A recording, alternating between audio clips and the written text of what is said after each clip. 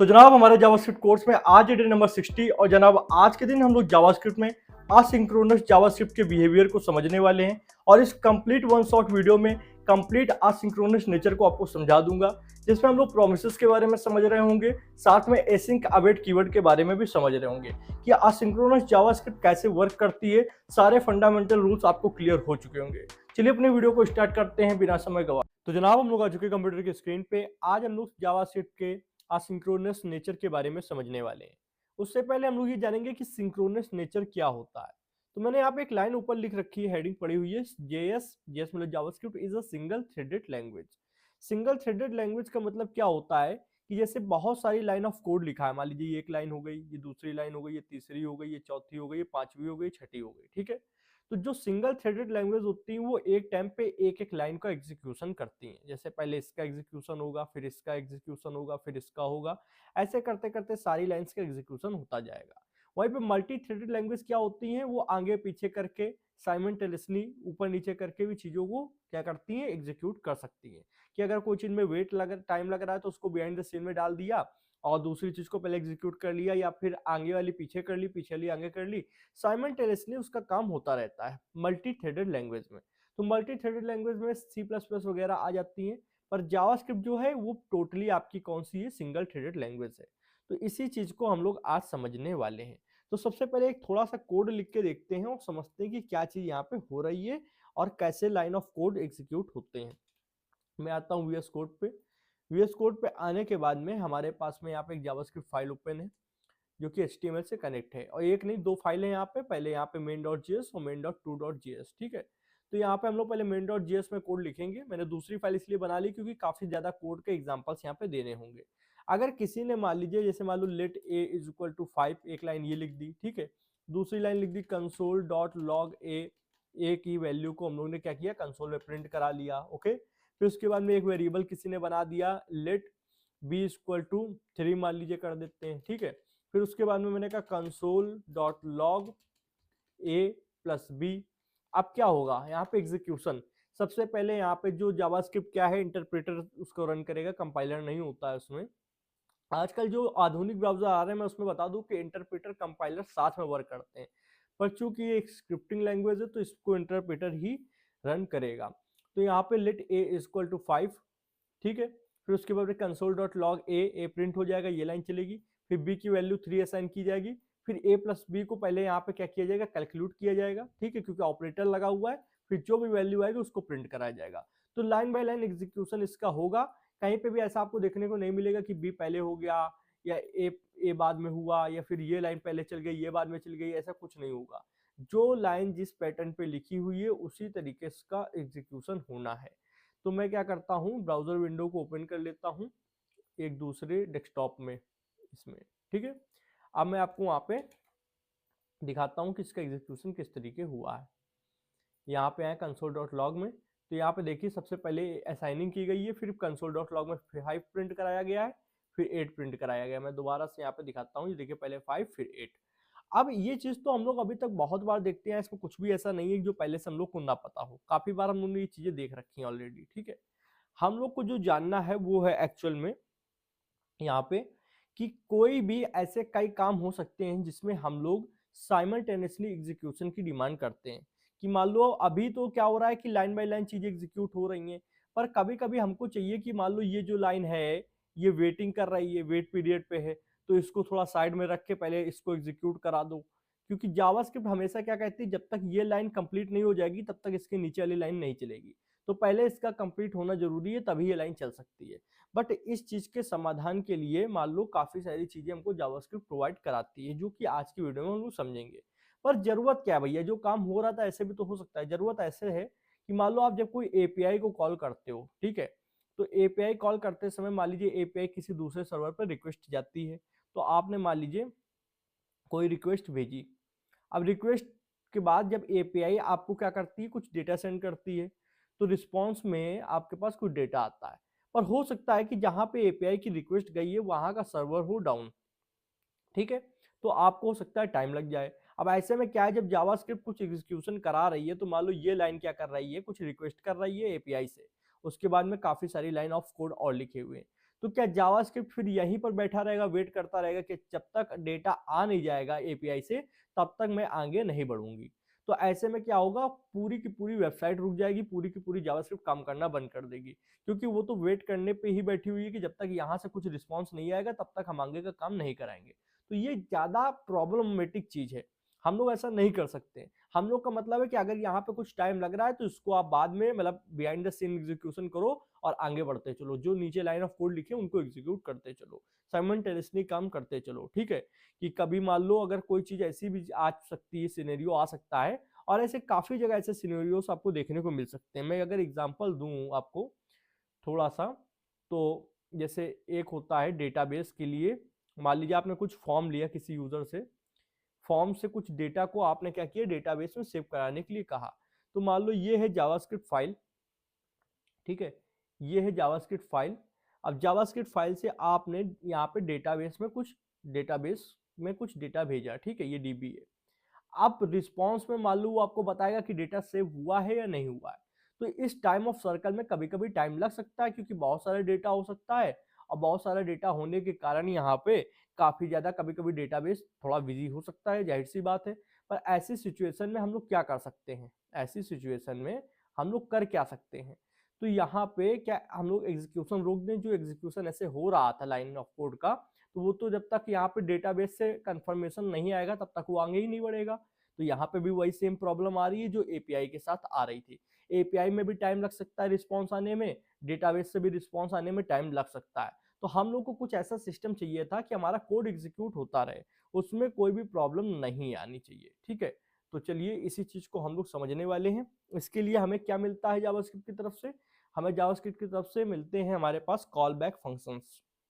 Call backs क्या करते हैं, कॉल बैक्स फंक्शन क्या होते हैं, इनको आप as a argument, as a argument आप किसी भी फंक्शन को सेंड करते हो, किसी फंक्शन में सेंड करते हो, और जब तक वो फंक्शन कंप्लीट नहीं होगा वो आर्ग्यूमेंट, मतलब आपने किसी भी, जब कंप्लीट हो जाएगा तभी वो आर्ग्यूमेंट वापस आएगा।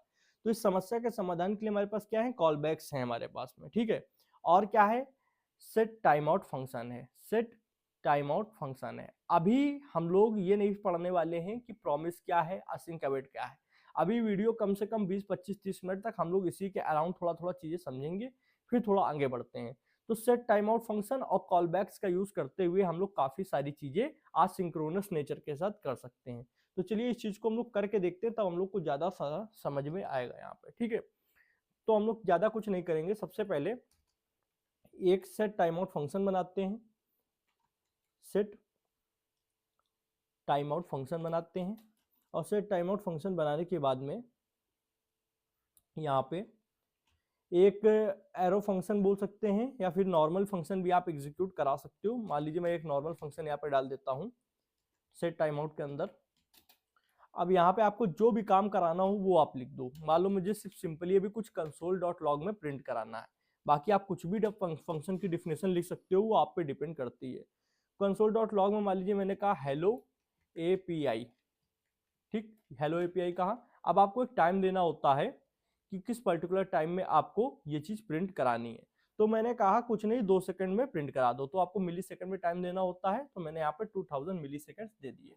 ओके, अब यहाँ पे क्या होगा, ये यहाँ पे जैसे ही 2 सेकंड होगा ये पर्टिकुलर कोड एग्जीक्यूट हो जाएगा कंसोल डॉट लॉग में जो लिखा हुआ है। इतना तो आप लोग को यहाँ पे मैंने पहले भी पढ़ा रखा है, तो आपको ये चीज तो समझ में आ गई होगी। बट हम लोग इसके थोड़ा नीचे आते हैं और हम लोग यहाँ पे लिखते हैं कंसोल डॉट लॉग, और मैं अपना यहाँ पे नाम लिख देता हूँ शुभम। ओके, अब शुभम लिखने के बाद में जैसे ही मैं इसको प्रिंट कराऊंगा, देखिएगा जैसे ही मैं इसको प्रिंट कराऊंगा तो क्या होगा, वहां पे मैं ब्राउजर पे आ जाता हूं, एक बार फिर से पेज रिफ्रेश करता हूं, तो पहले शुभम प्रिंट हो गया, फिर 2 सेकंड बाद हेलो एपीआई प्रिंट हो गया, ठीक है। तो आपके दिमाग में ये आया होगा कि भैया चलो मान लिया कि ये कोड जो था, ये जो कोड था इसको इसने क्या किया, थोड़ी देर के लिए निगलेक्ट कर दिया 2 सेकंड के लिए, और ये कोड पहले प्रिंट करा दिया।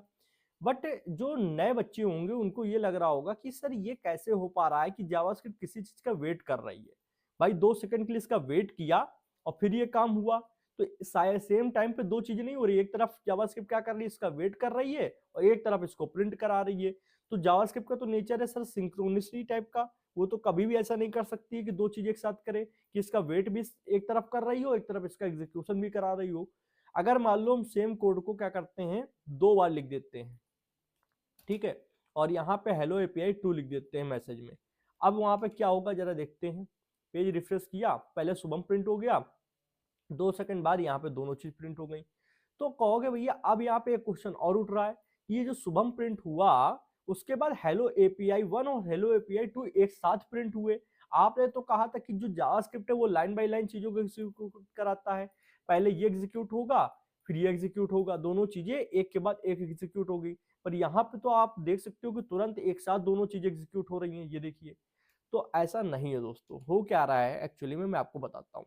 जैसे आपको मैंने बताया कि जावास्क्रिप्ट जो है वो आपकी सिंगल थ्रेडेड लैंग्वेज है, वो कभी भी ये काम नहीं कर सकती है। ये काम कर कौन रहा है, ये काम एक्चुअल में कर रहा है आपका ब्राउजर। अब जो ब्राउजर आप यूज कर रहे हो, मान लीजिए ये एक ब्राउजर है, मान लीजिए क्रोम ही है, ठीक है। अब क्रोम में क्या है, ये लिखा गया है सी प्लस में। सी प्लस प्लस कौन सी लैंग्वेज है, मल्टी थ्रेडेड लैंग्वेज है। तो वो ये काम करती है कि जितने भी सेट टाइम आउट फंक्शन लिखे हैं ये होते हैं आसिंक्रोनस कोड, ठीक है। इनको क्या करती है, अपने पास रख लेती है। कब तक रखती है, जब तक इनको आपने जो डिले के लिए टाइम दिया होगा, मान लीजिए आपने 2 सेकंड दिया है, ठीक है, 2000 millisecond is equal to 2 second. अगर आपने 2 सेकंड के लिए दिया है तो ब्राउजर क्या करेगा, 2 सेकंड के लिए इसको अपने पास रखेगा और जावास्क्रिप्ट आगे जो कोड एग्जीक्यूट करा दे उसको कराने देगा। जैसे ही 2 सेकंड होंगे तो जावास्क्रिप्ट की एक कॉल स्टैक मेमोरी होती है, ठीक है। मैंने कल की वीडियो में पढ़ाया था कॉल स्टैक कैसे वर्क करती है, ठीक है। तो जैसे ही 2 सेकंड होंगे ब्राउजर क्या करेगा, इसके कॉल स्टैक में ये डाल देगा सेट टाइम आउट फंक्शन को। तो जावास्क्रिप्ट जब इस पे चेक करेगी कि अच्छा यहाँ पे कोई फंक्शन आया हुआ है, तो वो क्या करेगी, इसको यहाँ से एग्जीक्यूट करा देगी, इसको उठाएगी, इसको यहाँ पे एग्जीक्यूट करा देगी। तो ये जो वेट करने का टाइम है वो एक्चुअल में कर कौन रहा है, वेट करने का जो टाइम यहाँ पे आपने दिया है उसको वेटिंग के लिए ब्राउजर वेट कर रहा है, ठीक है। ब्राउजर उस कोड को अपने पास रखे हुए, ये बात समझ में आई। पर भैया वहां पे तो दोनों कोड एक साथ एग्जीक्यूट हो रहे थे, तो दोनों कोड एक्चुअल में एक साथ एग्जीक्यूट नहीं हो रहे हैं, जैसे ये चीज है, ठीक है। तो ये मान लीजिए यहाँ पे 2 सेट टाइम आउट फंक्शन में लिख देता हूँ, एक यहाँ पे राइट में भी लिख देता हूँ सेट टाइम आउट। अब हमारे पास 2 हैं, ठीक। दोनों क्या करेंगे, आपने दोनों में क्या किया, 2000 सेकेंड्स का मतलब 2 सेकेंड्स का यहाँ पे वेटिंग पीरियड दिया है। तो इसको भी कौन वेट कराए, वेट करने के लिए कौन रखेगा अपने पास, ब्राउजर रखेगा। जैसे ही 2 सेकंड होंगे, समझना मेरी बात, जैसे ही 2 सेकंड होंगे तो ब्राउजर ऐसा नहीं करेगा कि दोनों को एक साथ जावास्क्रिप्ट को दे देगा। जावास्क्रिप्ट पहले उसको देगा जो पहले आया था और बाद में उसको देगा जो बाद में आया था। मान लीजिए पहले ये वाला आया था तो इसको क्या करेगा, ये पहले दे देगा, ये है पहला सेट टाइम आउट फंक्शन, ठीक है। और ये बाद में आया था तो इसको बाद में देगा। बट ये इतना फ्रिक्वेंटली होता है मिली सेकेंड्स में, इतना फ्रिक्वेंटली मिली सेकेंड्स में होता है कि आपको समझ में ही नहीं आता है कि पहले कौन सा आया बाद में कौन सा आया। इसने पहले इस सेट टाइम आउट वाले को क्या करा, कॉल स्टैक में डाला, जावास्क्रिप्ट ने तुरंत एग्जीक्यूट करा दिया यहाँ पे, ठीक है, एग्जीक्यूट करा दिया। फिर उसके बाद ये वाले सेट टाइम आउट फंक्शन को यहाँ पे कॉल स्टैक में डाला, ये देखिए 2 नंबर वाला, तो जावास्क्रिप्ट ने फिर इसको एग्जीक्यूट करा दिया। तो इतना फ्रिक्वेंटली ये सारे काम हो रहे हैं कि आपको समझ में नहीं आ रहा है। तो चाहे एक फंक्शन हो सेट टाइम आउट वाला, चाहे एक फंक्शन हो, चाहे यहाँ पे 2 हो, चाहे 3 हो, चाहे 4 हो, ये जितना भी टाइमिंग पीरियड के लिए इनको डिले दिया जाएगा, मान लीजिए सब में 2 सेकंड का डिले दिया गया है सब में, ठीक है। तो इनको कौन रख लेता है, ब्राउजर अपने पास रख लेता है। कब तक रखता है, जब तक उनका डिले पीरियड है, मतलब जब तक उनको रुकने के लिए कहा गया है। उसके बाद जैसे ही इसका टाइम कंप्लीट होता है, यहाँ पे ब्राउजर 1 बाय 1, पहले जैसे ये फर्स्ट है, ये सेकंड है, ये थर्ड है, ये फोर्थ है, तो 1 बाय 1 क्या करता है, जावास्क्रिप्ट की कॉल स्टैक मेमोरी में इनको ऐड करना शुरू कर देता है। तो पहला मान लीजिए पहले वाला, इसको जो पहला वाला है इसको पहले ये भेजेगा, तो क्या करेगी जावास्क्रिप्ट, तुरंत इसको एग्जीक्यूट करा देगी। फिर ये दूसरे वाले को भेजेगा, जावास्क्रिप्ट तुरंत इसको एग्जीक्यूट करा देगी। फिर ये तीसरे वाले को भेजेगा, जावास्क्रिप्ट इसको तुरंत एग्जीक्यूट करा देगी। फिर ये चौथे वाले को भेजेगा, जावास्क्रिप्ट इसे भी तुरंत एग्जीक्यूट करा देगी। बट ये इतना फ्रिक्वेंटली हो रहा है कि आप इसको समझ नहीं पाते हैं, आपको नॉर्मली ये दिखता है कि एक साथ हो रहा है। जैसे यहाँ पे भी अगर हम लोग फिर से एक बार देख लेते हैं, एक बार मैं पेज को रिफ्रेश करता हूं, रिफ्रेश करने के बाद देखिए हेलो एपीआई 1, हेलो एपीआई 2, ये दोनों एक के बाद एक आए। जैसे लाइन नंबर 3 पे कौन है, हेलो एपीआई 1 है, लाइन नंबर 7 पे कौन है, हेलो एपीआई 2 है। तो पहले ये वाला आया, फिर ये वाला आया। तो ये बस इतना फ्रिक्वेंटली हुआ है कि आपको दिखा नहीं है, पर एक्चुअल में 1 बाय 1 ही एग्जीक्यूशन जावास्क्रिप्ट ने कराया है और ब्राउजर ने भी 1 बाय 1 ही भेजा है। ठीक है, क्योंकि जावास्क्रिप्ट एक समय पे एक ही को प्रिंट कराएगी, तो पहले ये आया फिर ये आया। ठीक है, ऐसा नहीं कि दोनों एक साथ आ गए और दोनों एक साथ जावास्क्रिप्ट ने प्रिंट करा दिया। और जो वेट करने का काम है वो जावास्क्रिप्ट नहीं करती है। जावास्क्रिप्ट के अंदर जो ये सेट टाइम आउट फंक्शन लिखा गया है, इसको वेट करने का काम कौन कर रहा है? ये कर रहा है ब्राउजर। तो जो भी असिंक्रोनस कोड होता है जिसपे कभी वेट करना पड़ सकता है या रुकना पड़ सकता है, जिसके लिए वो कौन कर लेता है? ब्राउजर हैंडल कर लेता है। ठीक है, यहां तक आप लोग को समझ में आया? हाँ। तो अगर कोई पूछ सकता है how JavaScript wait for the code and execute all them in a second, तो आप बता सकते हो कि JavaScript don't wait a code, browser wait for a code. Browser क्या करता है? अपने पास रखता है, वेट करता है और उसको बाद में कॉल स्टैक पे भेज देता है। और जावास्क्रिप्ट सबको एक सेकंड में बिल्कुल एग्जीक्यूट नहीं कराता है, जावास्क्रिप्ट एग्जीक्यूट 1 बाय 1 कोड। ठीक है, इतना समझ में आया होगा। तो इससे हम लोग को क्या क्लियर हुआ? इससे हम लोग को ये तो क्लियर हो गया कि जावास्क्रिप्ट खुद से मल्टीटास्किंग नहीं कर सकता है, उसके लिए ब्राउजर वो हेल्प करता है, क्योंकि ब्राउजर C++, जावा वगैरह में लिखा रहता है, 90% C++ में ही लिखा होता है। तो ये मल्टी थ्रेडेड लैंग्वेज है। जावास्क्रिप्ट किस नेचर पे काम करती है? तो जावास्क्रिप्ट आपके सिंक्रोनस नेचर पे काम करती है। हमको कभी कभी किस नेचर की जरूरत होती है? हमको कभी कभी असिंक्रोनस नेचर की जरूरत होती है। तो इसके लिए हम लोग क्या क्या कर सकते हैं? इसके लिए हम लोग अभी तो काफी सारी चीजें होती हैं, पर अभी थोड़ी देर हम लोग क्या यूज करेंगे? कॉलबैक्स का प्लस सेट टाइम आउट का, और देखेंगे कि कहां पर प्रॉब्लम आ रही है इन दोनों में यूज करने पे। मान लीजिए काम जब इससे हो रहा है तो प्रोमिसेस एसिंक अवेट का निर्माण क्यों किया गया, यहां पे क्या प्रॉब्लम आ रही थी एक्चुअल में कि हम लोग को प्रोमिसेस का यूज करना पड़ता है, आसिंक अवेट का यूज करना पड़ता है, क्योंकि अगर काम इनसे हो सकता है कॉलबैक और सेट टाइम आउट से, तो इनकी क्या यूज है, तो वो हम लोग अभी थोड़ी देर में जान चुके होंगे। सबसे पहले आते हैं हम लोग यहाँ पे कोड में, VS कोड में। और VS कोड में आने के बाद में मैं यहाँ पे कोड को करता हूँ रफ करने के बाद यहाँ पे HTML में मैंने एक फाइल लिख रखी है, फाइल नहीं, एक हेडिंग लिख रखी है यहाँ पे, शुभम पांडे। ठीक है, हेडिंग 1 है, इसको मैं क्या करता हूँ यहाँ पे सिलेक्ट कर लेता हूँ जावास्क्रिप्ट से, document dot query selector H1 select कर लिया। ओके, सिलेक्ट करने के बाद अब मुझे क्या करना है? इसमें 1 बाय 1 अलग अलग कोड, मतलब इसका कोड नहीं, रंग चेंज करना है इस कोड का। ठीक है, तो मैं क्या करूंगा? सबसे पहले एक सेट टाइम आउट फंक्शन बना लेता हूं, इसको मैं क्या करता हूं, इसके अंदर एरो फंक्शन अब डाल दूंगा, और यहां पे H1 के लिए मैं क्या करता हूं? H1 dot style dot colour, colour में मैं कह देता हूं रेड। इस तरीके से आप कलर चेंज कर सकते हो, पर आपको डिले पीरियड भी बताना पड़ेगा कि कितनी देर आपको रुकना है। तो मैंने कहा 1 सेकेंड। ठीक है, 1000 वैल्यू दी है तो इसका मतलब 1 सेकेंड। अब 1 सेकेंड बाद ये क्या होगा? रेड कलर हो जाएगा। मैं यहाँ पे इसको क्या करता हूँ? मिनिमाइज करता हूँ, ब्राउजर को ओपन करता हूँ। जैसे पहले मैंने पेज को रिफ्रेश किया, अभी ये ब्लैक है, 1 सेकेंड बाद ये रेड हो गया। ओके, ये चीज तो हो रही है। उसके बाद हमको क्या करना है? रेड के बाद हमको ऑरेंज करना है, ऑरेंज के बाद ग्रीन करना है। तो सेम चीज मैं कोड को यहाँ पे 3 बार कर लूंगा और कलर को केवल चेंज करूंगा। तो रेड के बाद ऑरेंज, ऑरेंज के बाद ग्रीन। बट यहाँ पे एक प्रॉब्लम आपको देखने को मिलेगी, जैसे मैं पेज को रिफ्रेश करता हूँ, यहाँ पे तुरंत ये ग्रीन आ गया, तो हम लोग को क्या हुआ? यहाँ पे ना ही रेड देखने को मिला ना ही ऑरेंज देखने को मिला। ऐसा क्यों? क्योंकि सेम टाइम पे आपने 1 सेकंड 1 सेकंड 1 सेकंड का डिले दिया है, तो जो सबसे लास्ट में है उसी को आपको देखने को मिलेगा। इतना फास्टली इसने चेंज किया, भले ये रेड और इसकी ऑरेंज की वैल्यू को एग्जीक्यूट कर रहा है, पर वो आप देख नहीं सकते हो। जो लास्ट में है, जो लास्ट में सेम टाइम पे दिया गया, वो एग्जीक्यूट हो जाता है, तो देखने को कौन सा मिलेगा? ग्रीन।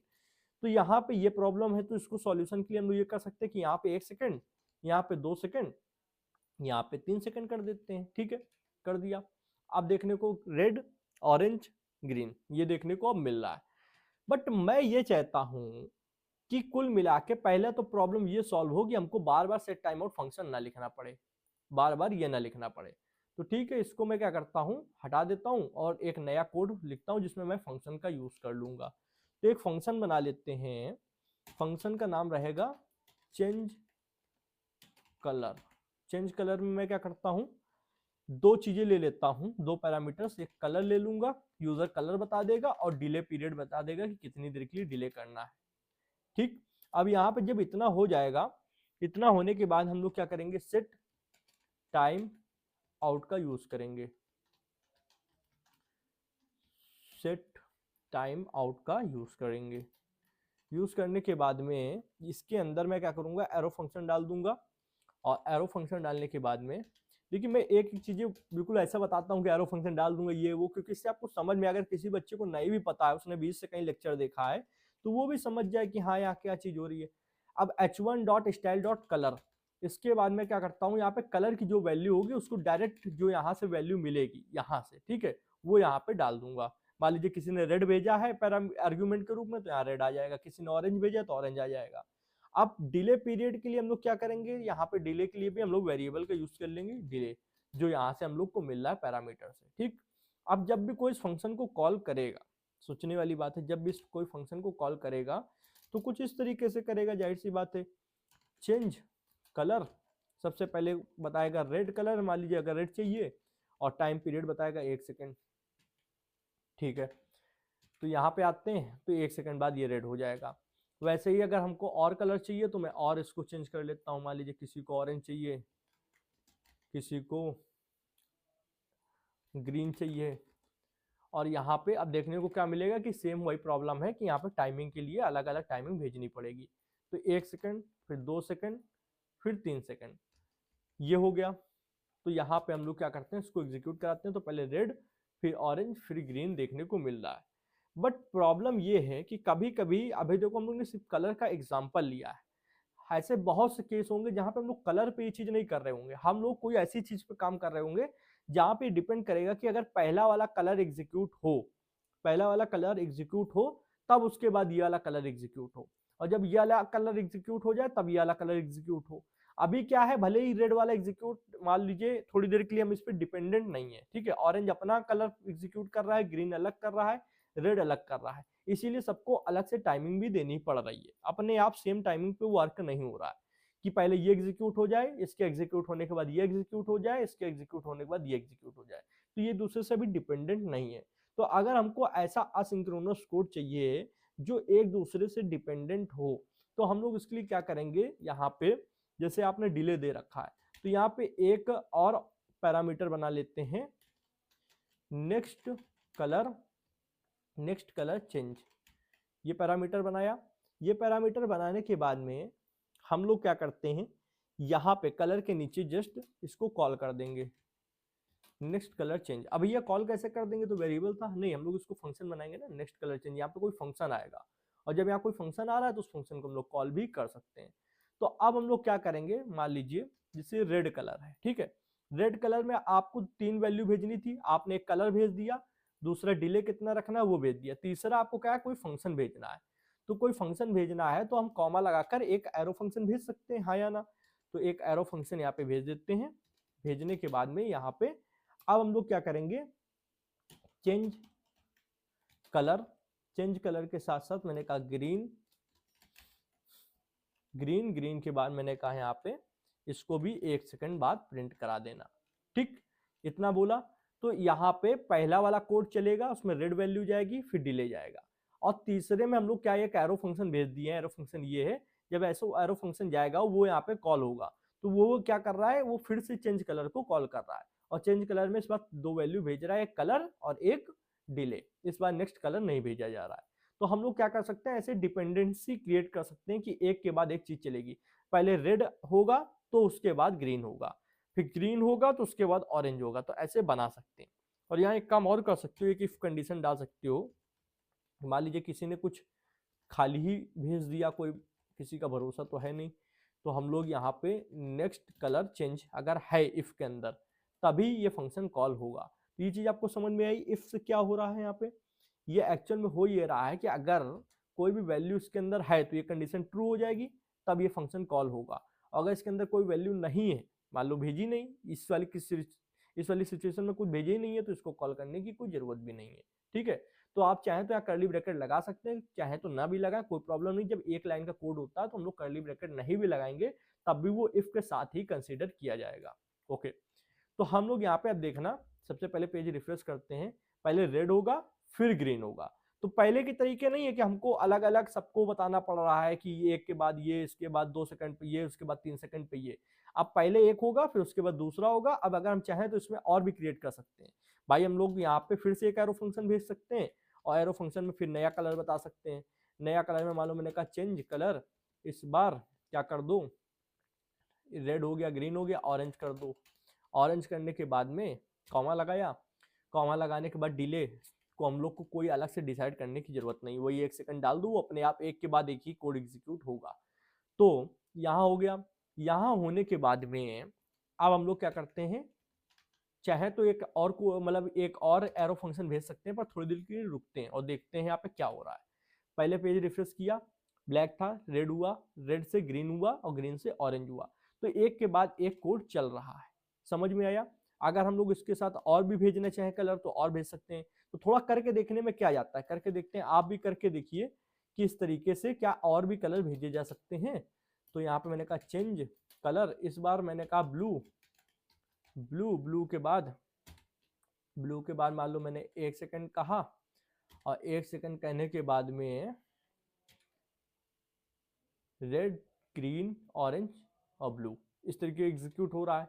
तो ये सारी चीजें क्या हो रही हैं, 1 बाय 1 एग्जीक्यूट हो रही हैं। फिर से एक बार देख लेते हैं, रेड, ग्रीन और ग्रीन के बाद एरर। भैया ये एरर कैसा है, मैंने जानबूझ के यहाँ से देखिए सी गायब किया। और सी गायब करने का क्या कारण था कि अगर किसी कारण से मान लीजिए ये लाइन एग्जीक्यूट हो गई, ठीक, फिर ये एग्जीक्यूट हो गई, ये सारी एक दूसरे पे डिपेंडेंट है कि नीचे वाली इसके ऊपर वाली पे डिपेंडेंट है, इसके ऊपर वाली इसके ऊपर वाली डिपेंडेंट है और इसके ऊपर वाली इसके ऊपर वाली डिपेंडेंट है। तो ये क्या बन चुकी है, चैन बन चुकी है।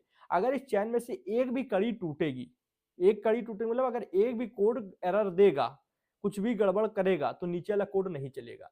बाय एग्जांपल मैं दूसरे नंबर वाले कोड से थोड़ा सा एरर कर देता हूं, सी हटा देता हूं, तो ये कोड नहीं चलेगा। तो अब देखना क्या होगा, रेड चला उसके बाद एरर आ गया, ठीक। मान लीजिए इसमें हम लोग क्या करते हैं, तीसरे नंबर वाले से एच हटा देते हैं, तो क्या होगा, यहाँ पर रेड तो आएगा, ग्रीन तो आएगा, पर यहां से फिर लाइन ब्रेक हो जाएगी। देखिए मैं पेज रिफ्रेश करूंगा, रेड आएगा, ग्रीन आएगा और ऑरेंज से लाइन यहाँ पे क्या हो गई, ब्रेक हो गई। तो यहाँ पे मैं एच डाल देता हूं और थोड़ा यहाँ पे कोड डाल के देखते हैं। ब्लू के बाद मान लीजिए मैंने कहा, ब्लू के बाद एक और एरो फंक्शन में भेज दूंगा, एक और फंक्शन में और कोई कलर दे देता हूं, कोई सा भी,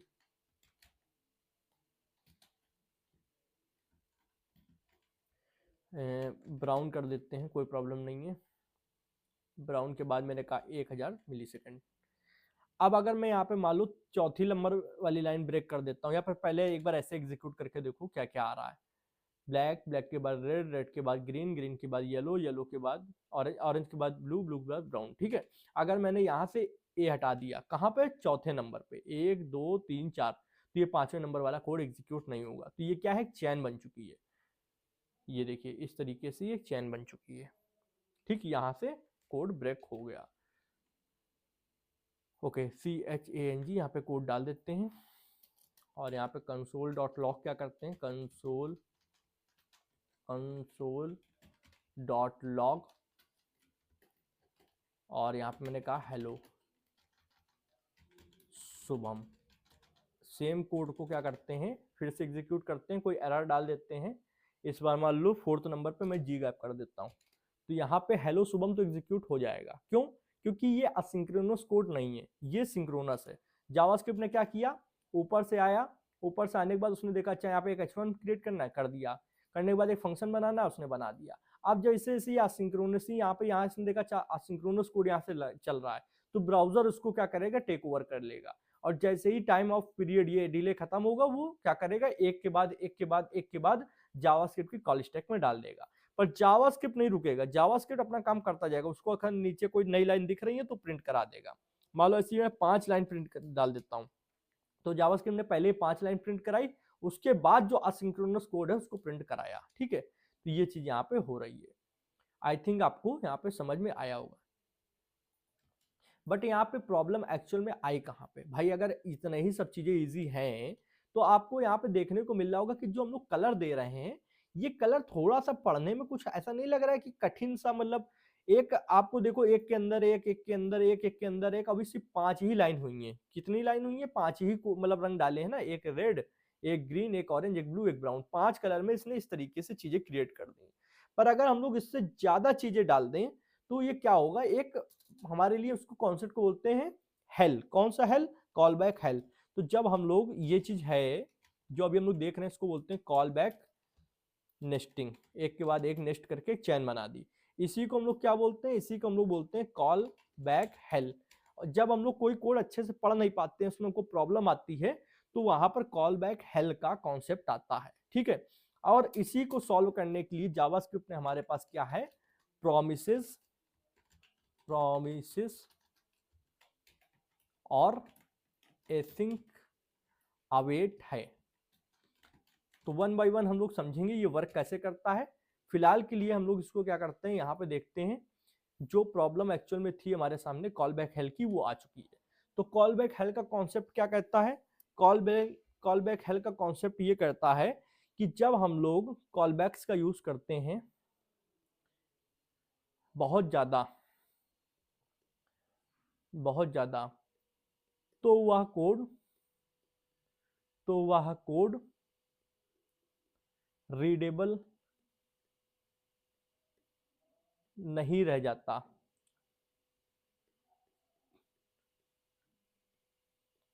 ओके, तो कॉलबैक्स हेल का कॉन्सेप्ट आपको समझ में आया कि जब बहुत ज्यादा एक बार कॉलबैक्स की चेनिंग कर दी जाती है, कॉलबैक्स की चेन बना दी जाती है, तो वहां पे वो कोड रीडेबल नहीं रह जाता है, समझना मुश्किल हो जाता है। इसी के लिए सॉल्यूशन में आया प्रोमिसेस। तो हम लोग प्रोमिसेस को यूज करने से पहले एक और एग्जांपल लेते हैं, ठीक है? और वो एग्जांपल थोड़ा हम लोग रियल लाइफ सिनेरियो को लेकर देखेंगे। रियल लाइफ सिनेरियो को हम लोग क्या करेंगे, हम लोग एक कोड बनाते हैं जिसमें क्या होगा, कुछ डेटा होगा, उस डेटा को हम लोग कहां भेजेंगे? डीबी में भेजेंगे। उसको हम लोग कहां भेजेंगे? डीबी में भेजेंगे। तो डीबी में भेजने के लिए हम लोग को क्या जरूरत होगी? मान लीजिए इंटरनेट स्पीड की, ठीक, इंटरनेट स्पीड की। अब हमने अभी तक डेटाबेस का कॉन्सेप्ट नहीं पढ़ा है हम लोगों ने, ठीक है? तो हम लोग को रियल में तो डीबी में हम लोग भेज नहीं सकते, तो हम लोग सिर्फ एग्जांपल के लिए एक इमेजिनेशन करेंगे कि हाँ कुछ डेटा है वो डेटाबेस में जा रहा है। अब इंटरनेट स्पीड कहां से लाएंगे? तो इंटरनेट स्पीड के लिए हम लोग कुछ रैंडम नंबर ले लेंगे, क्योंकि वो स्पीड रैंडमली आ रही है, कुछ हम लोग को कंफर्म नहीं है। तो एक रैंडम स्पीड ले लेंगे और रैंडम स्पीड पे डिपेंड करेगा कि मान लो इस इंटरनेट स्पीड अगर ग्रेटर देन 4 है, 4 से ज्यादा है, तो हमारा कोड सही से एग्जीक्यूट हो जाएगा, पर 4 से कम है तो वो सही से एग्जीक्यूट नहीं होगा। तो ये हम लोग एक क्या करते हैं, इमेजिनरी सिनेरियो क्रिएट करते हैं, उससे आपको समझाते हैं कि प्रोमिसेस की कहां पे जरूरत पड़ रही है। क्योंकि अभी हम लोग ने जो कॉल बैक हेल का कॉन्सेप्ट समझा, ये कॉल बैक हेल का कॉन्सेप्ट अभी तो फिर भी आपको थोड़ा सा सही लग रहा है देखने में, क्योंकि अभी कलर में हम लोग ने 5 ही कलर लिए। अब हम लोग जो यहाँ पे main2.js में हम लोग कर रहे हैं, यहाँ पे जो हम लोग एग्जांपल लेंगे उसमें आपको रियल में समझ में आएगा कि कॉल बैक हेल कितना खतरनाक हो सकता है। जैसे एक फंक्शन बनाते हैं, फंक्शन का नाम रखेंगे सेव टू डीबी, ठीक। इसमें हम लोग सिर्फ डेटा ले लेंगे यूजर से। डेटा लेने के बाद में हम लोग क्या करते हैं, इंटरनेट स्पीड लेते हैं। इंटरनेट स्पीड किससे लेंगे? एक रैंडम नंबर बना लेंगे। रैंडम नंबर बनाने के लिए हम लोग को टेक्निक पता है, मैथ.फ्लोर के अंदर आप डाल दो मैथ.रैंडम, मैथ.रैंडम, और यहाँ पे इसको मल्टीप्लाई कर दो जितने की स्पीड चाहिए। मान लीजिए मुझे 10 तक की स्पीड चाहिए, तो मैं क्या करता हूँ, 10 से मल्टीप्लाई कर देता हूँ, और जो भी लास्ट में नंबर आएगा उसमें +1 कर दो, क्योंकि 0 से स्टार्ट होगा ना, इसलिए ये मैंने आपको बता रखा है। तो इंटरनेट स्पीड, एक रैंडम इंटरनेट स्पीड यहाँ पे मिल जाएगी। अब एक इफ कंडीशन बनाएंगे।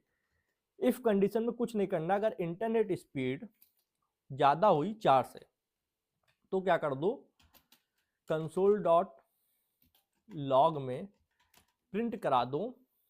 क्या प्रिंट करा सकते हैं हम लोग? ये प्रिंट करा सकते हैं कि success your data was saved, इतना हम लोग प्रिंट करा सकते हैं। Success your data was saved। ठीक, ये हम लोगों ने लिख दिया। ये कब है? ये इंटरनेट स्पीड जब 4 से ज्यादा होगी। तो एल्स कंडीशन भी बना लेते हैं। जब 4 से कम होगी तो क्या करेंगे? यहाँ पे भी हम लोग console.log में प्रिंट करा देंगे और यहाँ पे हम लोग कहेंगे वीक कनेक्शन।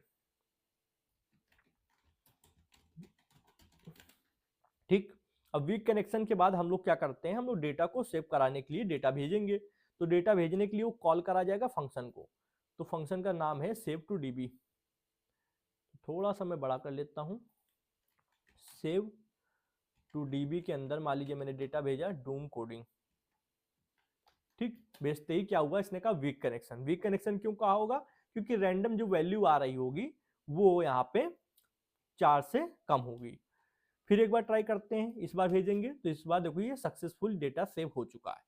बट हम लोग ये ना करते हुए हम लोग यहाँ पे क्या करेंगे? जैसे अभी हम लोग ने यहाँ पे console.log कराया है, तो console.log की जगह हम लोग यहाँ पे फंक्शन का यूज करेंगे। और फंक्शन आएगा कहां से? फंक्शन हम लोग भेजेंगे। जैसे यहाँ पे फंक्शन भेजेंगे सक्सेस, ये फंक्शन भेजेंगे फेलियर। ठीक, अब सक्सेस वाला फंक्शन इसके अंदर आएगा,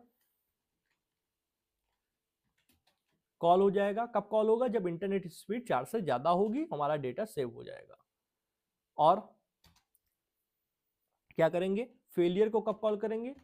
फेलियर को जब कॉल करेंगे जब हमारा 4 से कम होगी स्पीड। ठीक, तो दोनों फंक्शन कहां भेजे जा रहे हैं? हमारे जो भी डेटा यहां से भेजा जाएगा और भेजने पे अगर स्पीड 4 से कम हुई तो यहाँ पे एल्स चलेगा और 4 से ज्यादा हुई तो ये चलेगा। ठीक है, तो हम लोग यहाँ पे आते हैं, सेव टू डीबी को कॉल करते हैं। सेव टू डीबी के अंदर हम लोग क्या करते हैं? डूम कोडिंग भेज देते हैं। ये हमारा डेटा है। डेटा कहाँ जा रहा है, डेटा क्या यूज हो रहा है, उससे कोई लेना देना नहीं है। हम लोग ने देखिए डेटा भेज दिया, डेटा के साथ 2 फंक्शन भी भेजने पड़ेंगे। तो 2 एरो फंक्शन भेजने के लिए हम लोगों ने कॉमा लगाया। पहला एरो फंक्शन भेजते हैं, पहला एरो फंक्शन भेजते हैं। अब पहले एरो फंक्शन में क्या भेजेंगे? एक console.log भेजेंगे। थोड़ा सा इसको ऊपर कर लेते हैं, console.log, और यहां पे सेम वही चीज लिखेंगे, success your data was saved. ये हो गया सक्सेस वाला फंक्शन। ठीक, अब इसके बाद में एक फंक्शन बनाएंगे हम लोग जो कि बिना सक्सेस वाला होगा, मतलब फेलियर वाला होगा। तो फेलियर वाला भेजने के लिए भी हम लोग को क्या करना होगा? सेम चीज करनी होगी। यहाँ पे console.log में मैसेज लिख देंगे, Ctrl+C Ctrl+V, और यहाँ पे क्या लिखते हैं? डेटा कनेक्शन या फिर वीक कनेक्शन लिख देते हैं, वीक कनेक्शन। ठीक, अब हम लोग यहाँ पे आते हैं, पेज रिफ्रेश करेंगे। पेज रिफ्रेश करने पे क्या आ रहा है? Success your data was saved. क्यों? क्योंकि जो हमारा रैंडम नंबर आया होगा वो कितने से कितना बड़ा आया होगा, वो हमारा आया होगा। पहले तो मैं इस कोड को क्या करता हूँ, जो यहाँ पे कोड चल रहा है main.js में, इसको कमेंट कर देता हूँ, क्योंकि एक समय पे 2 चीजें चलना ठीक नहीं होती, समझाने में प्रॉब्लम आएगी, बाकी कोई दिक्कत नहीं है। ओके, इस बार आया वीक कनेक्शन क्योंकि हमारा रैंडम नंबर 4 से छोटा होगा। फिर पेज रिफ्रेश करते हैं, इस बार आया success your data was saved. फिर हम लोग पेज को रिफ्रेश करते हैं, इस बार भी डेटा सेव हो गया, इस बार भी सेव हो गया, इस बार भी सेव हो गया, इस बार देखिए वीक कनेक्शन। तो ये रैंडम नंबर के अकॉर्डिंग चीजें चल रही हैं। बट हम लोग चाहते हैं कि जब पहला वाला डेटा सेव हो जाए, समझना मेरी बात, जब पहला वाला डेटा सेव हो जाए तो दूसरा डेटा भेज दिया जाए। एग्जाम्पल के तौर पर थोड़ा डायग्राम बताता हूं उसका। जैसे हमारे पास काफी सारे डेटा है, ठीक है, मान लीजिए कुछ नेम है, ठीक है, नेम ही मान लो है पर्सन 1 का, फिर नेम है पर्सन 2 का, फिर नेम है पर्सन 3 का। ठीक, अब हम चाहते हैं कि पर्सन 1 वाला डेटा भेजा जाए, तो सेव टू डीबी द्वारा पर्सन 1 का मान लीजिए नेम भेज दिया गया। पर हम चाहते हैं जब ये वाला सक्सेसफुली चला जाए, मतलब यहाँ पे सक्सेसफुली ग्रीन टिक हो जाए, मतलब चला जाए, तब ये पर्सन 2 का भी डेटा भेज दिया जाए इसके साथ में, तो पर्सन 2 का भी डेटा भेज दिया जाए। ठीक, और जब ये सक्सेसफुली चला जाए तो पर्सन 3 का भेज दिया जाए। तो हम लोग को क्या कंडीशन है कि जब पहला वाला सक्सेसफुल हो जाए तो दूसरा वाला भेजा जाए, अगर दूसरा भी सक्सेसफुल हो जाए तो तीसरा भेजा जाए, और अगर कोई सा भी एक भी मान लीजिए पहला चला गया दूसरा यहाँ पे नहीं जा पाया तो तीसरा ना भेजा जाए। ठीक है, और अगर मान लीजिए पहले ही नहीं जा पाया तो बाकी दूसरा तीसरा भी ना भेजा जाए, रोक दिया जाए। तो ये एक दोनों से कनेक्ट होने चाहिए, और किस कंडीशन से, सक्सेसफुल वाली कंडीशन से। तो इसको कैसे बनाएंगे ये समझिए। मैंने यहाँ पे डेटा भेजा डूम कोडिंग, ठीक। डूम कोडिंग में अगर ये वाला फंक्शन चल रहा है तो समझ लो हमारा सक्सेसफुल डेटा चला गया, और अगर ये वीक कनेक्शन वाला चल रहा है तो कोई बात ही नहीं है। तो अगर ये वाला चल रहा है तो हम लोग क्या करेंगे, यहाँ पे जहां से कंसोल डॉट लॉग खत्म हो रहा है जस्ट उसी से नीचे से फिर से हम लोग सेम फंक्शन को कॉल कर लेंगे, save to DB. Save to DB करने के बाद अब ये मान लीजिए यहाँ पे मैं भेज देता हूँ शुभम नया डेटा, ठीक है। अब शुभम जाएगा तो शुभम के जाने के बाद भी हमको उसके साथ क्या भेजना पड़ेगा, डेटा के साथ दो चीजें और भेजनी पड़ेंगी, एक सक्सेस के लिए एक फेलियर के लिए, दो क्या करना है, एरो फंक्शन भेजने पड़ेंगे। तो सक्सेस के बाद कॉमा लगाएंगे, कॉमा लगाने के बाद यहाँ आएंगे, एरो फंक्शन बनाया। अब कहोगे भैया अभी से दिमाग खराब हो रहा है, ये क्या हो रहा है, आपने एक के अंदर फिर डेटा डाला, फिर डेटा के अंदर दो एरो फंक्शन डाले, तो ये तो काफी गड़बड़ वाली चीज है। हाँ, ऐसा रियल लाइफ में बहुत जगह होता है, बहुत सिनेरियो देखने को मिलते हैं। इसी के सॉल्यूशन के लिए प्रोमिसेस एसिंक अवेट दिए गए हैं, पर पहले देखते हैं क्या होगा। मान लीजिए डेटा चला गया, अब हमको फिर से क्या करना है, एक मैसेज प्रिंट कराना है सक्सेस वाले में, console dot log data to was saved, ठीक है। और यहां पे सक्सेस वन, सक्सेस के आगे 1 लगा देते हैं, इससे ये पता चल जाएगा डेटा टू वाज सेव्ड। अब अगर मान लो नहीं गया, ठीक है, डेटा 2 नहीं गया, डेटा 1 तो चला गया, पर डेटा 2 के टाइम पे क्या हुआ, इंटरनेट की स्पीड कम हुई, तो यहाँ पे क्या होगा, एरर भी देना चाहिए। तो एरर देने के लिए हम लोग क्या करेंगे, एक एरो फंक्शन में क्या भेज देंगे, यहाँ पे भेज देंगे कंसोल डॉट लॉग में हम लोग भेज देंगे वीक कनेक्शन, वीक कनेक्शन, ठीक है। अब यहाँ पे लिख भी देंगे फेलियर टू, फेलियर टू, जिससे हम लोग को पता चल जाएगा कि कौन से वाले के लिए है, ठीक है। और यहाँ पे लिख देते हैं फेलियर 1, पहले वाले के लिए, ठीक है, यहाँ पे इससे पता चल जाएगा। तो अब हमारे पास देखो 2 ही स्टेप हुए हैं, 2 स्टेप में कोड काफी ज्यादा आपको डरावना लगने लगा होगा। हो क्या रहा है, पहले हम लोगों ने एक डेटा भेजा, ठीक, डेटा अगर सक्सेसफुली चला जाएगा तो ये वाला फंक्शन चल जाएगा, पहला वाला, ठीक है। और अगर सक्सेसफुली नहीं गया तो लास्ट वाला चल जाएगा। मान के चलते हैं पहला वाला सक्सेसफुली चला गया, इंटरनेट की स्पीड ठीक थी, तो हम लोग क्या करेंगे, दूसरा वाला डेटा भेजेंगे। दूसरा डेटा मान लीजिए चला गया तो ये वाला फंक्शन जाएगा, ये वाला चल जाएगा जाके डेटा टू वाज सेव्ड। अगर दूसरे के भेजते समय इंटरनेट की स्पीड धीमी हुई और नहीं गया तो फिर ये वाला ना चल के ये वाला चल जाएगा, ठीक है, फेलियर टू कनेक्शन। अब देखते हैं यहाँ पे क्या केस क्रिएट होंगे, अलग अलग केस क्रिएट होंगे। पहले सिनेरियो में देखिए success 1 your data was saved, मतलब पहला डेटा चला गया, और डेटा 2 वाज सेव्ड मतलब दूसरा भी चला गया, मतलब दोनों के टाइम पे इंटरनेट स्पीड ठीक थी। फिर पेज को रिफ्रेश करते हैं, इस बार भी दोनों की सेम थी। फिर पेज रिफ्रेश करते हैं, इस बार भी ठीक थी। इस बार देखिए पहला वाले में ही क्या हुआ, वीक कनेक्शन आ गया। तो जब पहला वाला कोड ही नहीं चला, मतलब पहला वाला ही यहाँ पे सक्सेसफुल डेटा सेव नहीं हुआ, तो दूसरा जाने का कोई औचित्य ही नहीं बनता है, कोई मतलब रीजन ही नहीं है, ठीक है। फिर हम लोग पेज को रिफ्रेश करते हैं, इस बार भी सेम कंडीशन है, इस बार भी सेम कंडीशन, इस बार भी लगभग सेम कंडीशन। अब मैं एक कंडीशन चाहता हूं जिसमें पहला चला जाए और दूसरा ना जाए। देखिए पहला चला गया success 1 your data was saved, पर दूसरे में क्या हुआ, वीक कनेक्शन आ गया। तो ये इसमें क्या क्या यहाँ पे कंडीशंस क्रिएट हो सकती हैं। पहली कंडीशन है कि दोनों चला जाएगा, पहला वाला डेटा भी जैसे यहाँ पे चला गया और दूसरा वाला भी चला जाएगा। दूसरी कंडीशन है पहला वाला तो चला जाएगा पर दूसरा वाला नहीं जाएगा, ठीक है। तीसरी कंडीशन है दोनों ही नहीं जाएंगे, सक्सेस 1 भी नहीं जाएगा और फेलियर डेटा 1 भी नहीं जाएगा, डेटा 2 भी नहीं जाएगा। और लास्ट चौथी कंडीशन क्या है कि डेटा 1 डेटा 2 दोनों चले जाएंगे। ऐसा मतलब आपको काफी सारी कंडीशन देखने को मिलेंगी। तो यहाँ पे क्या हुआ कि अगर पहला जा रहा है, पहला डेटा सेव हो रहा है सक्सेसफुली, तभी डेटा 2 दूसरा भेजा जाएगा। अब तब ये सिचुएशन क्रिएट होगी कि वहां पे दूसरा वाला सेव होगा कि नहीं होगा, इंटरनेट स्पीड सही है या नहीं है, पर भेजने के लिए ट्राई जरूर किया जाएगा। अगर स्पीड सही भाई तो पहला भी सेव हो जाएगा और दूसरा भी सेव हो जाएगा, ठीक है। तो अभी क्या हुआ, सिर्फ 2 लेयर का काम हुआ। अब हम लोग एक तीसरी लेयर भी डाल देते हैं कि अगर दूसरा वाला डेटा भी सही से सेव हो जाए तो तीसरा वाला भेज दो। तो तीसरा वाला भेज दे भैया, अभी दूसरे में दिमाग खराब है, तीसरा भी भेजना पड़ेगा। हाँ, करके देखते हैं, कोई बड़ी बात नहीं है।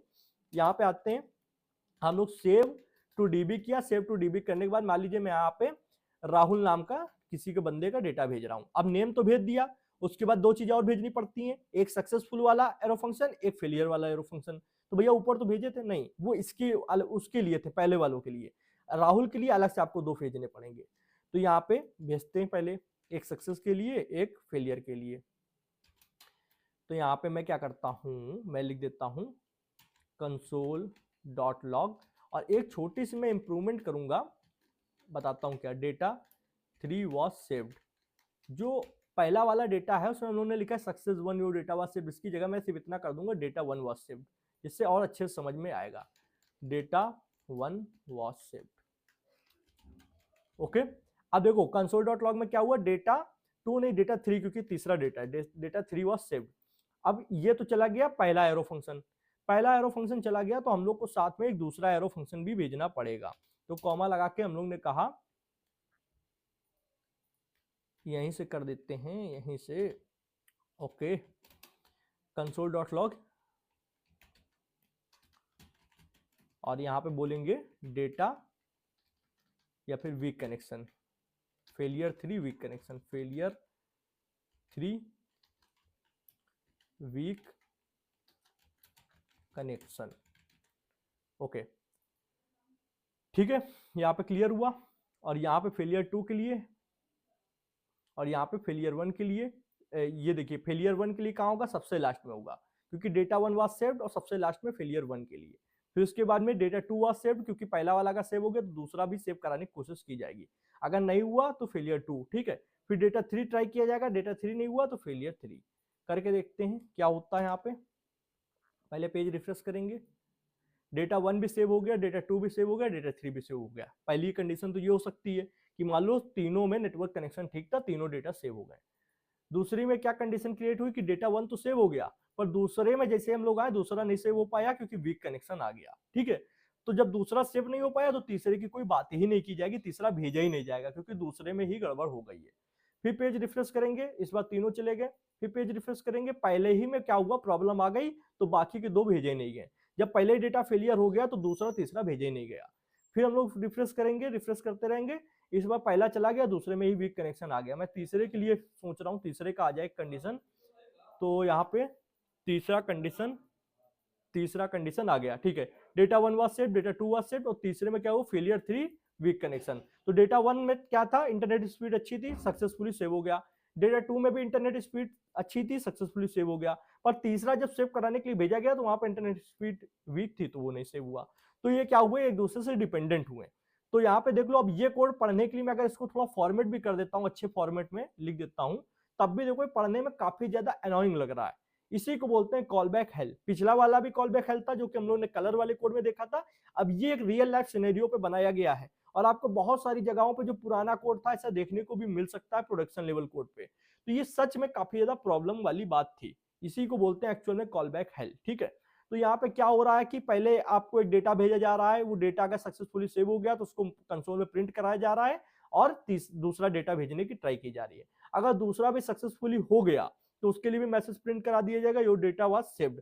फिर तीसरे के लिए ट्राई किया जाएगा, अगर तीसरा भी सक्सेसफुली चला गया तो उसके लिए भी मैसेज यहाँ पे प्रिंट करा दिया जाएगा। पर अगर कोई फेलियर आता है तो फेलियर भी इसी तरीके से दिखेगा, फेलियर 3, फेलियर 2, फेलियर 1, ओके। तो यहाँ पे काफी ज्यादा आपका दिमाग खराब हुआ होगा, मुझे मालूम है। ये इसी को हेल का मतलब यही होता है कि किसी चीज को सही से आप पढ़ ना पाए, समझ ना पाए और बस आपको क्या लगे कि यार ये लिखा क्या है एक्चुअल में, भगवान बचाए ऐसी चीजों से। तो पहले के समय में लोग करते थे, जब तक प्रोमिसेस के बारे में इंट्रोडक्शन नहीं हुआ था या प्रोमिसेस नहीं इन्वेंट थे तब तक करते थे। अब बात कर लेते हैं प्रोमिसेस होते क्या है। तो प्रोमिसेस एक ऑब्जेक्ट होती है जो क्या करती है, असिंक्रोनस कोड लिखने तथा कॉल बैक हेल्प से बचाने में हमारी मदद करती है। भाई अगर हमने प्रोमिसेस का यूज किया तो प्रोमिसेस एक ऑब्जेक्ट है, बनी बनाई ऑब्जेक्ट है, वो क्या करेगी, कोई भी असिंक्रोनस कोड जो हम लोग लिख रहे हैं उसमें तो हेल्प करेगी, साथ में जो कॉल बैक हेल्प देख रहे थे इतना सारा, उससे भी बचाने में हमारी हेल्प करती है। इस ऑब्जेक्ट में आपको मेनली दो चीज देखने को मिलेंगी। एक तो आपको मिलेगी रिजॉल्व, रिजॉल्व मतलब कोई काम हो चुका है, और एक आपको मिलेगा देखने को रिजेक्ट, ठीक है। मेन दो चीज होती है, एक चीज और होती है पेंडिंग, पर वो हम लोग बात कर रहे होंगे बाद में। अगर कोई काम हो गया तो उस पर रिजॉल्व मतलब ग्रीन टिक लग गया, कोई काम मान लो भेजा गया नहीं हो पाया तो काम नहीं हुआ। रियल लाइफ में भी तो हम लोग किसी से अगर कोई वादा करते हैं, प्रॉमिस करते हैं, तो भाई दो बातें हैं, या तो हम लोग उस वादा को निभा पाएंगे, काम हो जाएगा, या फिर फेल हो जाएगा, नहीं काम होगा। पर हम लोग ये बोलते हैं कि कुछ ना कुछ तो मैं रिस्पॉन्स लाके दूंगा, अगर हो जाएगा तो भी बता दूंगा, नहीं होगा तो भी बता दूंगा। प्रॉमिस यही प्रॉमिस करता है, ठीक है। तो यहाँ पे हम लोग बोल सकते हैं कि प्रॉमिस एक ऑब्जेक्ट है जो असिंक्रोनस कोड लिखने तथा कॉल बैक हेल्प से हमें बचाता है। इसमें दो चीजें होती है, एक रिजॉल्व एक रिजेक्ट। इसमें रिजॉल्व का मतलब होता है कि काम सक्सेसफुली डन हो गया है, और रिजेक्ट का मतलब कोई भी एरर आया, कोई भी बग आया, कुछ भी प्रॉब्लम के कारण यहाँ पे काम रिजेक्ट कर दिया गया है। क्लियर है? तो अब हम लोग आते हैं और थोड़ा इसका यूज करके देखते हैं प्रोमिसेस का। वो कहाँ यूज करेंगे? बस यही सेव टू डीबी वाले कोड में यूज करेंगे। तो ये जो कोड था मैं इसको क्या करता हूँ, कॉपी कर लेता हूँ। कॉपी करने के बाद मैं इसको अभी कमेंट कर देता हूँ जो पुराना कोड था, और यहाँ पे भी इस कोड को मैं क्या करता हूँ, कमेंट कर देता हूँ जो पुराना कोड था। मैं नीचे आके दोबारा से इस बार जो वही सेम सिनेरियो था, रियल लाइफ सिनेरियो, उसको क्या करता हूँ, खुद से बनाता हूँ। और क्या यूज करूंगा यहाँ पे प्रोमिसेस का यूज करूंगा। ठीक है, तो सबसे पहले जो हम लोग दो चीजें अपनी तरफ से भेज रहे थे, दो एरो फंक्शन, एक सक्सेस एक फेलियर। सबसे ज्यादा कौन यहाँ पे नॉइस क्रिएट कर रहा था? यही कि जो हम लोग खुद से ये एरो फंक्शन भेज रहे थे, ये एरो फंक्शन देख रहे हो, सबसे ज्यादा इन्हीं से हम लोग को कंफ्यूजन हो रही थी। तो हम लोग को अब जरूरत नहीं है, खुद से हमको एरो फंक्शन सक्सेस या फेलियर के लिए नहीं भेजना पड़ेगा, तो इसको हटा देते हैं। ठीक है, हटा दिया जनाब। अब क्या सिर्फ भेज रहे हैं, सिर्फ डेटा भेज रहे हैं, और हमको कुछ नहीं चाहिए, सिर्फ डेटा जाएगा, बस बात खत्म। बाकी हम लोग यहाँ पे जो इफ लिखा है, मैं थोड़ी देर के लिए इसको हटा देता हूँ। हटाने के बाद अब मैं यहाँ पे क्या करता हूँ, आपको सबसे पहले रिटर्न लिखना होगा। कोई भी फंक्शन है वो रिटर्न करता है क्या? एक प्रॉमिस ऑब्जेक्ट। तो प्रॉमिस ऑब्जेक्ट को बनाने से पहले आपको न्यू कीवर्ड का यूज करना होता है, क्योंकि प्रॉमिस ऑब्जेक्ट बनी बनाई ऑब्जेक्ट है, तो इसलिए न्यू कीवर्ड यूज किया जाता है। प्रॉमिस ऑब्जेक्ट आपने लिखा। अब यहाँ पे आपको दो पैरामीटर बनाने हैं, तो हम लोग यहाँ पे एक पैरामीटर बना लेते हैं सक्सेस नाम से, एक बना लेते हैं SUCCESS। ठीक है, और एक बना लेते हैं हम लोग यहाँ पे फेलियर नाम से। ठीक, ये हम लोग ने बना लिया। अब दो हमारे पास प्रॉमिस में ऑब्जेक्ट बन चुके हैं। बनने के बाद में हम लोग को क्या करना है, हम लोग को एक एरो फंक्शन भी बनाने होंगे यहाँ पे। तो हम लोग यहाँ क्या करेंगे, ये जो लिखा है इसको पहले एरो फंक्शन बना लेते हैं इसके अंदर, फिर उसके अंदर डाल देंगे। तो इसके अंदर एरो फंक्शन बनाया, ये लीजिए। ठीक, तो जो दो पैरामीटर थे सक्सेस और फेलियर, इसके अंदर जाएंगे। ओके, चलेगा ये। अब जाने के बाद इस एरो फंक्शन के अंदर हम लोग क्या करने वाले हैं, बहुत ध्यान से देखिएगा। जैसे अभी तक काम हो रहा था सेम वैसे ही होगा। इंटरनेट स्पीड वाला हम लोग को बनाना ही पड़ेगा। तो ऊपर ही जो बना हुआ है इसी को उठा लेते हैं, कट किया, कट करने के बाद यहाँ डाल दिया। ओके, डालने के बाद में अब हमको क्या मिल जाएगी, इंटरनेट स्पीड मिल जाएगी। अब इफ एल्स वाली कंडीशन यहाँ पे डाल देते हैं। ध्यान से देखिएगा, इफ डाला, इफ डालने के बाद मान लीजिए मैंने कहा इंटरनेट स्पीड अगर ग्रेटर देन हो 4 से बड़ी हो, तो क्या कर दो, यहाँ पे जो सक्सेस वाला फंक्शन था उसको चला दो। कहोगे भैया फंक्शन तो आ ही नहीं रहा है। अब बना बनाया मिलेगा आपको। यहाँ जो सक्सेस फेलियर है ये बने बनाए आपको मिलते हैं, किससे? प्रॉमिस ऑब्जेक्ट से। तो यही चीज हमें काफी ज्यादा हेल्प करती है। और जो लोग थोड़ा सा होशियार हैं वो थोड़ा सा वेट करें, हम लोग अभी समझ रहे होंगे थोड़ा आगे की चीजें भी। ठीक है, अस्सी का वेट भी। ओके, तो हम लोग ने इतना कोड लिख दिया। अब कोड लिखने के बाद जो हम लोग ये कोड लिख रहे थे, ये वाला सारा, इस कोड को थोड़ा देखते हैं कि कैसे क्या हो रहा है। तो यहाँ पे हम लोग करने क्या वाले हैं, हम लोग सबसे पहले कॉल करने के लिए आते हैं ब्राउजर पे, और ब्राउजर सर यहाँ पे ओपन हो जाइए, और यहीं पे कॉल करते हैं सेव टू डीबी को। Save to DB, control, okay, यहाँ से मैं क्लियर करता हूँ और यहाँ से सेव टू डीबी भेजता हूँ। अब देखो सेव टू डीबी जैसे ही भेजा तो हमें रिटर्न में क्या मिली, एक ऑब्जेक्ट मिली, प्रॉमिस ऑब्जेक्ट। यहाँ पे दो चीजें देखने को मिलती हैं, एक लिखता है प्रॉमिस स्टेटस, प्रॉमिस स्टेटस पे क्या लिखा है, फुलफिल्ड। फुलफिल्ड मतलब सक्सेसफुली ये क्या हो गया, काम हो गया है और रिटर्न में हमको मिल गया। दूसरा मिला प्रॉमिस रिजल्ट। अब प्रॉमिस रिजल्ट के आगे क्या लिख रहा है, अनडिफाइंड। ठीक है, तो पहले फुलफिल्ड का मतलब समझ लो कि क्या होता है कि काम हो गया, रिजॉल्व। फुलफिल मतलब रिजॉल्व, वो काम हो चुका है, डन सक्सेसफुली। अगर रिजेक्ट होता तो यहाँ पे फुलफिल की जगह रिजेक्ट लिख के आता। ओके, और यहाँ पे स्टेट तीन प्रकार की होती हैं, अगर आप जानना चाहें तो मैं बता दूं। वैसे तो दो मेन होती हैं जो आपको पता ही है। पहला तो इन्होंने जैसे यहाँ पे लिखा फुलफिल, फुलफिल्ड का मतलब होता है कि काम हो चुका है, डन मतलब रिजॉल्व।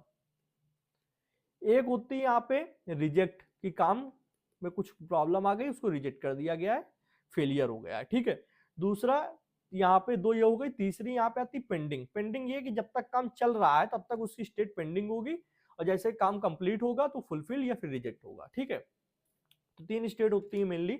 अब देखते हैं यहाँ पे जो अनडिफाइंड लिख के आ रहा है वो क्यों आ रहा है। अनडिफाइंड लिख के इसीलिए आ रहा है कि मैंने यहाँ पे जानबूझ के सक्सेस के अंदर या फेलियर के अंदर कोई मैसेज नहीं डाला, तो मैं क्या करता हूं, सक्सेस के अंदर एक मैसेज डाल देता हूं, योर डेटा वॉज सेव्ड, ये डाल दिया और यहां पे डाल दिया वीक कनेक्शन। ठीक, अब वहां पे मैसेज दिखाई देगा। पेज रिफ्रेश करने से पहले मैं यहाँ पे डाल देता हूँ सेव टू डीबी में डेटा भेजा, तो इसने क्या कहा, वीक कनेक्शन। इसका मतलब जो हमारा वैल्यू आई होगी वो 4 से कम आई होगी, इसलिए यहाँ पे रिजेक्शन हुआ है। दोबारा फिर से पेज को रिफ्रेश करते हैं, फिर से डेटा भेजते हैं। फिर से डेटा भेजने पे क्या होगा, यहाँ पे इस बार योर डेटा वाज सेव्ड। तो ये इंटरनेट की स्पीड पर निर्भर कर रहा है कि आपका डेटा जा रहा है या नहीं जा रहा है। पर यहाँ पे इस बार देखो मैसेज प्रिंट हो रहा है, योर डेटा वाज सेव्ड, और स्टेटस क्या है, फुलफिल है। फिर इसी तरीके से दोबारा से भेजते हैं, your data was saved, your data was saved. एक बार पेज को रिफ्रेश करके फिर से भेजते हैं, योर डेटा वाज सेव्ड। एक बार फिर पेज रिफ्रेश करके भेजते हैं, क्योंकि रैंडम वैल्यू आ रही है तो उससे कोई गारंटी नहीं कि कब आपका फेलियर आएगा, कोई भी गारंटी नहीं है कि कब आपका फेलियर आएगा। इस बार आ गया वीक कनेक्शन, तो इस बार स्टेटस में क्या दिख के आ रहा है, रिजेक्टेड, मतलब आपकी जो यहाँ पे कॉल की थी वो रिजेक्ट हो गई है। ठीक है, और मैसेज क्या है, वीक कनेक्शन जो आपने दे दिया है। इससे पता चल रहा है कि कुछ तो गड़बड़ हुआ है, यहाँ पे हमारा प्रॉमिस जो रिटर्न होके आया है उसने बता दिया कि रिजेक्ट कर दिया गया है, कुछ एरर आ गया है। तो आई होप आपको प्रॉमिस का इतना नेचर समझ में आया होगा। अब हम लोग आगे समझते हैं। अब हम लोग क्या करने वाले हैं, यहाँ पे इतना आपको समझ में आया, आते हैं जरा नोटपैड पे।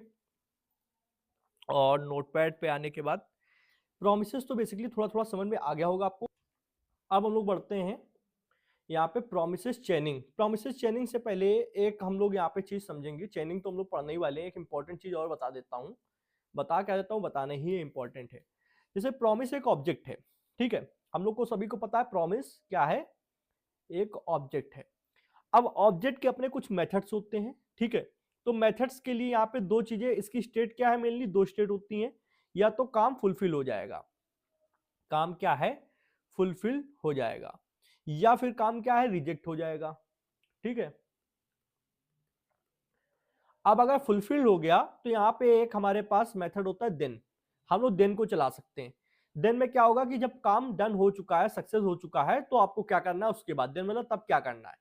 और रिजेक्ट में क्या है, कैच आ जाता है। जैसे आपका ट्राई एंड कैच था, उससे उसी तरीके कि हम लोग का जब कोई काम गड़बड़ होगी तो हम लोग कैच को चला देंगे, कोई काम सक्सेसफुली हो जाएगा तो देन को चला देंगे कि अब क्या करना है, नेक्स्ट क्या करना है। ठीक है, सेम उसी तरीके। और इसमें वाला भी रूल अप्लाई होगा, जैसे हम लोग ट्राई में क्या था, काफी सारे ट्राई बनाते हैं पर कैच सिर्फ एक ही होता था, वैसे यहाँ पे भी है। देन भले ही आप 10 बना दो, ठीक है, 10 बार देन बना दो, पर कैच 10 बनाने की जरूरत नहीं है। कैच का मतलब कोई भी रिजेक्शन तो देखो एक ही बार होता है, सक्सेस 10 बार हो सकती है, काम 10 बार हो सकते हैं अलग अलग, पर फेलियर एक बार हुआ तो समझ लो वही प्रॉब्लम है मेन, एक ही बार कैच बनाना होगा, 10 बार बनाने की जरूरत नहीं है, वो पकड़ लेगा। ठीक है, तो हम लोग यहाँ पे देन एंड कैच को भी समझ लेते हैं, उससे और भी ज्यादा हम लोग को अच्छे से समझ में आएगा। क्या करने वाले हैं, सेम कोड पे आते हैं। ये जो कोड लिख रखा है, अब इस कोड में हम लोग क्या करते हैं, अभी तो हम लोग कंसोल से वहां पर डायरेक्ट जाके कॉल करा रहे थे, अब हम लोग यहाँ पे वेरिएबल बना लेते हैं। और वेरिएबल बनाने के बाद में वेरिएबल को नाम देते हैं रिक्वेस्ट। रिक्वेस्ट में क्या करेंगे, सेव टू डीबी को कॉल करेंगे। सेव टू डीबी में हम लोग क्या भेजते हैं, डेटा। मान लो मैंने कहा डूम कोडिंग, ये डेटा भेज दिया। अब डूम कोडिंग भेजने के बाद में हम लोग क्या करते हैं, ये जो रिटर्न में क्या आएगा हमारे पास, रिटर्न में आएगा हमारे पास ऑब्जेक्ट, कौन सी, प्रॉमिस ऑब्जेक्ट, उसमें हम लोग देन लगा सकते हैं। जैसे रिटर्न में हमारे पास जो भी ऑब्जेक्ट आ रही है उसको पहले तो हम कंसोल करा सकते हैं, कंसोल में प्रिंट करा सकते हैं, पर हम लोग डायरेक्ट लगा के देखते हैं, रिक्वेस्ट डॉट देन। अब देन में हम लोग क्या कर सकते हैं, अगर काम सक्सेसफुली हो गया, ठीक है, तो एक एरो फंक्शन चला दो। उस एरो फंक्शन में क्या कर दो, उस एरो फंक्शन में कंसोल डॉट लॉग कर दो। एक सेकंड रुकिए, मैं करता हूं, console dot log, console dot log, और यहां पे बोल देंगे प्रॉमिस वाज रिजॉल्व, मतलब काम हो चुका है, प्रॉमिस वाज रिजॉल्व, मतलब हम लोग बता देंगे यूजर को कि काम हो चुका है। अभी तक हम लोग वहां डायरेक्ट देख पा रहे थे, पर अब हम लोग उसको जो भी रिटर्न में ऑब्जेक्ट आ रही है उसको एक वेरिएबल में ले रहे हैं और वेरिएबल में डायरेक्ट प्रिंट करा सकते हैं। ये तो हो जाएगा, साथ में जो ऑब्जेक्ट आई है उसको भी प्रिंट करा सकते हैं। तो उसको प्रिंट कराने के लिए क्या करेंगे, कंसोल डॉट लॉग, और यहाँ पे हम लोग रिक्वेस्ट डाल देंगे। रिक्वेस्ट में सभी को पता है ना कि क्या आ रहा है, रिक्वेस्ट में वो ऑब्जेक्ट रिटर्न में आ रही है जो इसको कॉल कर रहे हैं। जब इसको ये डेटा सेव कराने के लिए फंक्शन कॉल किया जाता है तो रिटर्न में क्या भेजा जाता है, प्रॉमिस ऑब्जेक्ट भेजा जाता है। ये देख लो, रिटर्न में प्रॉमिस ऑब्जेक्ट भेजा जाता है, उस ऑब्जेक्ट को हम लोग रिक्वेस्ट में ले रहे हैं। ठीक है, रिक्वेस्ट में लेने के बाद उसको कंसोल डॉट लॉग करने पर उसको हम लोग प्रिंट भी करा सकते हैं, और उससे पहले एक मैसेज भी प्रिंट करा रहा है, प्रॉमिस वाज रिजॉल्व्ड। ये हो गया देन। ठीक, अब हम लोग को लिखना है कैच। तो देन का तो समझ में आता है कि ये तो हो चुका है। कैच में हम लोग को क्या करना है, जरूरी नहीं है कि पहले तो सेमीकोलन नहीं लगाएंगे, नीचे आते हैं, जरूरी नहीं कि आपको रिक्वेस्ट ऐसे रिक्वेस्ट के आगे ही कैच लिखना है। ठीक है, डॉट कैच ये नहीं जरूरी है, आप सिंपली बस डॉट कैच लिखें, डॉट कैच। और डॉट कैच लिखने के बाद में इसके अंदर भी एरो फंक्शन जाएगा, क्योंकि एरो फंक्शन जो है सबके अंदर जाता है 90%। अब इसमें देखो एरो यहां से हटा हुआ, इसको लगा देते हैं। ओके, अब डॉट कैच में भी हम लोग क्या कर सकते हैं, कंसोल डॉट लॉग कर सकते हैं, कंसोल डॉट लॉग, और यहां पे मैसेज प्रिंट कर सकते हैं, प्रॉमिस वॉज रिजेक्टेड। ठीक है, प्रॉमिस वॉज रिजेक्टेड। ठीक है, ये कर दिया, और ये एन क्यों यहाँ पे है, इसको हटाते हैं। अब हम लोग प्रिंट करके देखते हैं क्या ये कोड सक्सेसफुली चल रहा है या नहीं चल रहा है। तो जस्ट अ सेकेंड, मुझे एक चीज दीजिए, मैं यहाँ पे करके दिखाता हूं। Okay, uncaught syntax error identifier कुछ यहाँ पे रह गया है क्या, कहाँ पे, request REQUEST request dot then, यहाँ पे हो गया। अच्छा, ये यहाँ पे एक्स्ट्रा कुछ लगा हुआ था, सेमीकोलन की जगह पे L लगा हुआ था। ठीक है, अब देखो हमारे पास सबसे पहले क्या हुआ, प्रॉमिस वाज रिजॉल्व्ड। इसका मतलब इंटरनेट स्पीड जो हम लोग बना रहे हैं रैंडम वैल्यू, वो 4 से ज्यादा थी। ठीक है, जब भी देखना यहाँ पे जो काम हो रहा है वो किसके बेस पे हो रहा है, इतना आपको दिमाग में लेकर चलना है, इस नंबर के बेस में जो यहाँ से निकल के आ रहा है। अगर ये नंबर 4 से ज्यादा आ रहा है तो काम हो जाएगा, सक्सेसफुली डन हो जाएगा। अगर 4 से कम आ रहा है तो ये नहीं होगा।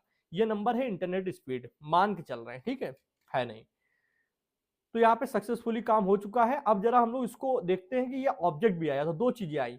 लाइन नंबर 54 से क्या आया, लाइन नंबर 54 से ये मैसेज प्रिंट हुआ है, प्रॉमिस वाज रिजॉल्व्ड। ठीक है, और लाइन नंबर 55 से क्या हुआ है, ये जो ऑब्जेक्ट आई है प्रॉमिस ऑब्जेक्ट, वो प्रिंट हुई है। तो प्रॉमिस ऑब्जेक्ट को भी आप ओपन करके देख सकते हो। ठीक है, क्लियर करते हैं, एक बार फिर से रिफ्रेश करते हैं। इस बार आया प्रॉमिस वाज रिजेक्टेड। तो ये रिजेक्टेड किसके जरिए आया है, इस वाली लाइन के जरिए, जो कैच हुआ ना, कैच के जरिए। तो हम लोग ने क्या देखा, हम लोग इस तरीके से भी इसका यूज कर सकते हैं। एक चीज और बता दूं, जैसे आप यहाँ पे क्या कर रहे हो, पहले इस वेरिएबल को बना रहे हो, let request equal to save to DB doom coding. तो आप इसको हटा भी सकते हो, कोई जरूरी नहीं कि आप इसको बनाएं, आप इस तरीके भी कर सकते हो, इस तरीके से। तो अब क्या होगा, ये सेव टू डीबी, बस यहाँ सेमीकोलन हटा दूं, बस सेव टू डीबी क्या, मान लो ये बगल में ये इस तरीके दिखेगा आपको, मैं दिखाता हूँ, ये इस तरीके हो गया। सेव टू डीबी जो है, ये इसके अंदर ये चीज जाएगी, कॉल होगी, कॉल होने के बाद एक रिटर्न में प्रॉमिस ऑब्जेक्ट आएगी, प्रॉमिस ऑब्जेक्ट में ये देन लगा हुआ है, देन में ये चीज वर्क करेगी। और अगर कुछ भी फेलियर होता तो कैच वर्क करेगा। पर जरूरी नहीं आप इसके जस्ट बगल से करें, आप इस तरीके भी कर दोगे तो काम चलेगा। बस यहाँ सेमीकोलन मत लगा देना। सेमीकोलन क्या होता है, वो टर्मिनेटर होता है, तो वो यहाँ पे स्टेटमेंट को टर्मिनेट कर देगा, तो इसलिए यहाँ पे सेमीकोलन मत लगाना। अगर इस तरीके भी आपने लिखा हुआ है तब भी कोड बढ़िया से रन होगा, दिखा देता हूँ करके। पर उसके लिए आप यहाँ से रिक्वेस्ट हटा दो, यहाँ से रिक्वेस्ट हटा दो। आप प्रॉमिस वाज रिजेक्टेड, फिर मैं चला के दिखाता हूँ, प्रॉमिस वाज रिजेक्टेड, फिर यहाँ पे चला के देखता हूँ रिजॉल्व। ठीक है, तो इस तरीके भी काम हो जाता है, इसमें भी कोई प्रॉब्लम आपकी नहीं आने वाली है।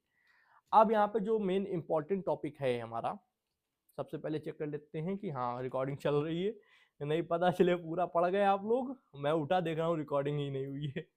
तो ऐसा बहुत बार बहुत सारे क्रिएटर्स के साथ होता है, मैं जानता हूँ, पर्सनली बताया करते हैं लोग। प्रोमिसेस चेनिंग, प्रोमिसेस चेनिंग को समझते हैं। जैसे थोड़ी देर पहले आपने सेव टू डीबी के कॉन्सेप्ट में देखा कि हमारा अगर पहला वाला डेटा सेव होगा, ठीक, तभी हम लोग दूसरा वाला सेव कराएंगे, हाँ या ना। अगर दूसरा वाला सेव होगा तो तीसरा वाला कराएंगे, हाँ या ना। तो वहां पे क्या हुआ था, एक चेन बन गई थी। चेन किस चीज की बनी थी, वहां पे बनी थी चेन कॉल बैक्स की, कॉल बैक्स की चेन। अब सेम चीज जब हम लोग प्रॉमिस के साथ करेंगे कि हमने यूज क्या किया है, कॉल बैक्स की जगह हम लोग यूज किया प्रॉमिस। ठीक, हम लोग ने यूज किया प्रॉमिस। तो जब वहां पे हम लोग को ये चाहिए कि पहला वाला डेटा सेव हो जाए तब दूसरा वाला सेव हो, जब दूसरा वाला सेव हो जाए तब तीसरा वाला सेव हो।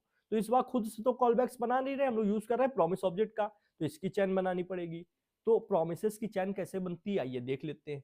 बहुत ही सिंपल है, एक बार कोई डेटा सेव हुआ तो आपने डॉट देन लगाया, ठीक है, फिर जब वो सेव हुआ तो फिर उसके बाद डॉट देन लगाया। तो इस तरीके से चीजें करते जाना है। तो देन चाहे आप 10 बार लगा दो, कैच लास्ट में सिर्फ एक ही बार लगाना होता है, वो सारे दिन को कैच कर लेगा। जितने भी दिन में अगर इसमें कोई एरर आता है तब भी ये कैच चलेगा, इसमें कोई एरर आ जाएगा तब भी ये कैच चलेगा, इसमें कोई एरर आएगा तो तब भी ये कैच चलेगा। तो देन चाहे आप 10 बार लगाओ, कैच आपको एक ही बार लगाना होता है, बार बार लगाने की कोई जरूरत नहीं है। ठीक है, तो यहाँ पे आते हैं कोड पे। कोड पे आने के बाद में हम लोग यहाँ पे क्या करते हैं, सेव टू डीबी को सबसे पहले देखो, अभी तो हम लोग यहाँ पे प्रोमिसेस का यूज कर रहे हैं, रिटर्न में क्या जा रही है, प्रोमिसेस जा रही है। ठीक है, तो हम लोग को सिर्फ ये समझना है कि कैसे हम लोग यहाँ पे कॉल करते समय चैन बना सकते हैं। तो हम लोग पहले इतने लाइन को कोड को हटाते हैं। अभी क्या होगा, अभी हम लोग ने इस डेटा को इस फंक्शन में भेजा, तो रिटर्न में क्या आ रही होगी, एक हमारे पास प्रॉमिस ऑब्जेक्ट आ रही होगी। तो रिटर्न में प्रॉमिस ऑब्जेक्ट आ रही, तो उस पर हम लोग देन लगा सकते हैं, हाँ या ना। देन लगाने के बाद हम लोग क्या करते हैं, या तो हम लोग ये चेक करते हैं कि हमारा सक्सेसफुली डेटा चला गया है या नहीं गया है। अगर चला गया है तो हम लोग उसको प्रिंट करके बता देते हैं। तो हम लोग प्रिंट करके बताएंगे console.log डेटा 1 was saved।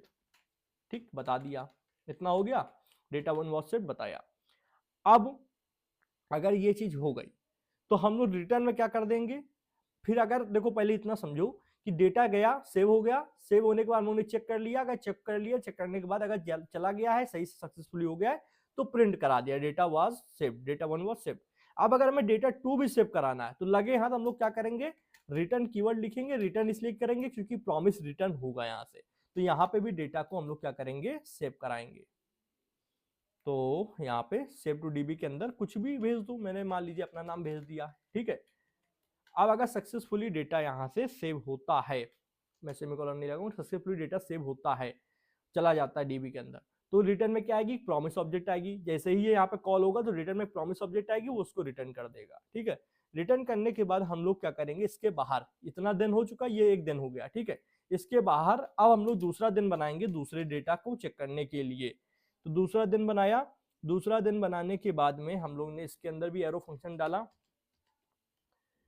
दूसरे एरो फंक्शन के बाद हम लोगों ने कहा क्या,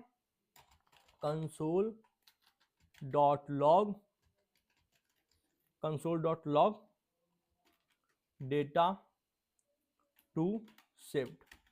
ठीक, तो हम लोग ने ये प्रिंट करा दिया, अगर डेटा यहां से सेव हो गया होगा और प्रॉमिस रिटर्न में आई होगी, रिटर्न में आई होगी तब ये देन ऑब्जेक्ट चलेगा, देन मेथड चलेगा, देन मेथड चलेगा तो console.log में हम लोग प्रिंट कराएंगे डेटा टू सेव्ड। ठीक, ओके। लास्ट में एक कैच भी हम लोग बना देते हैं।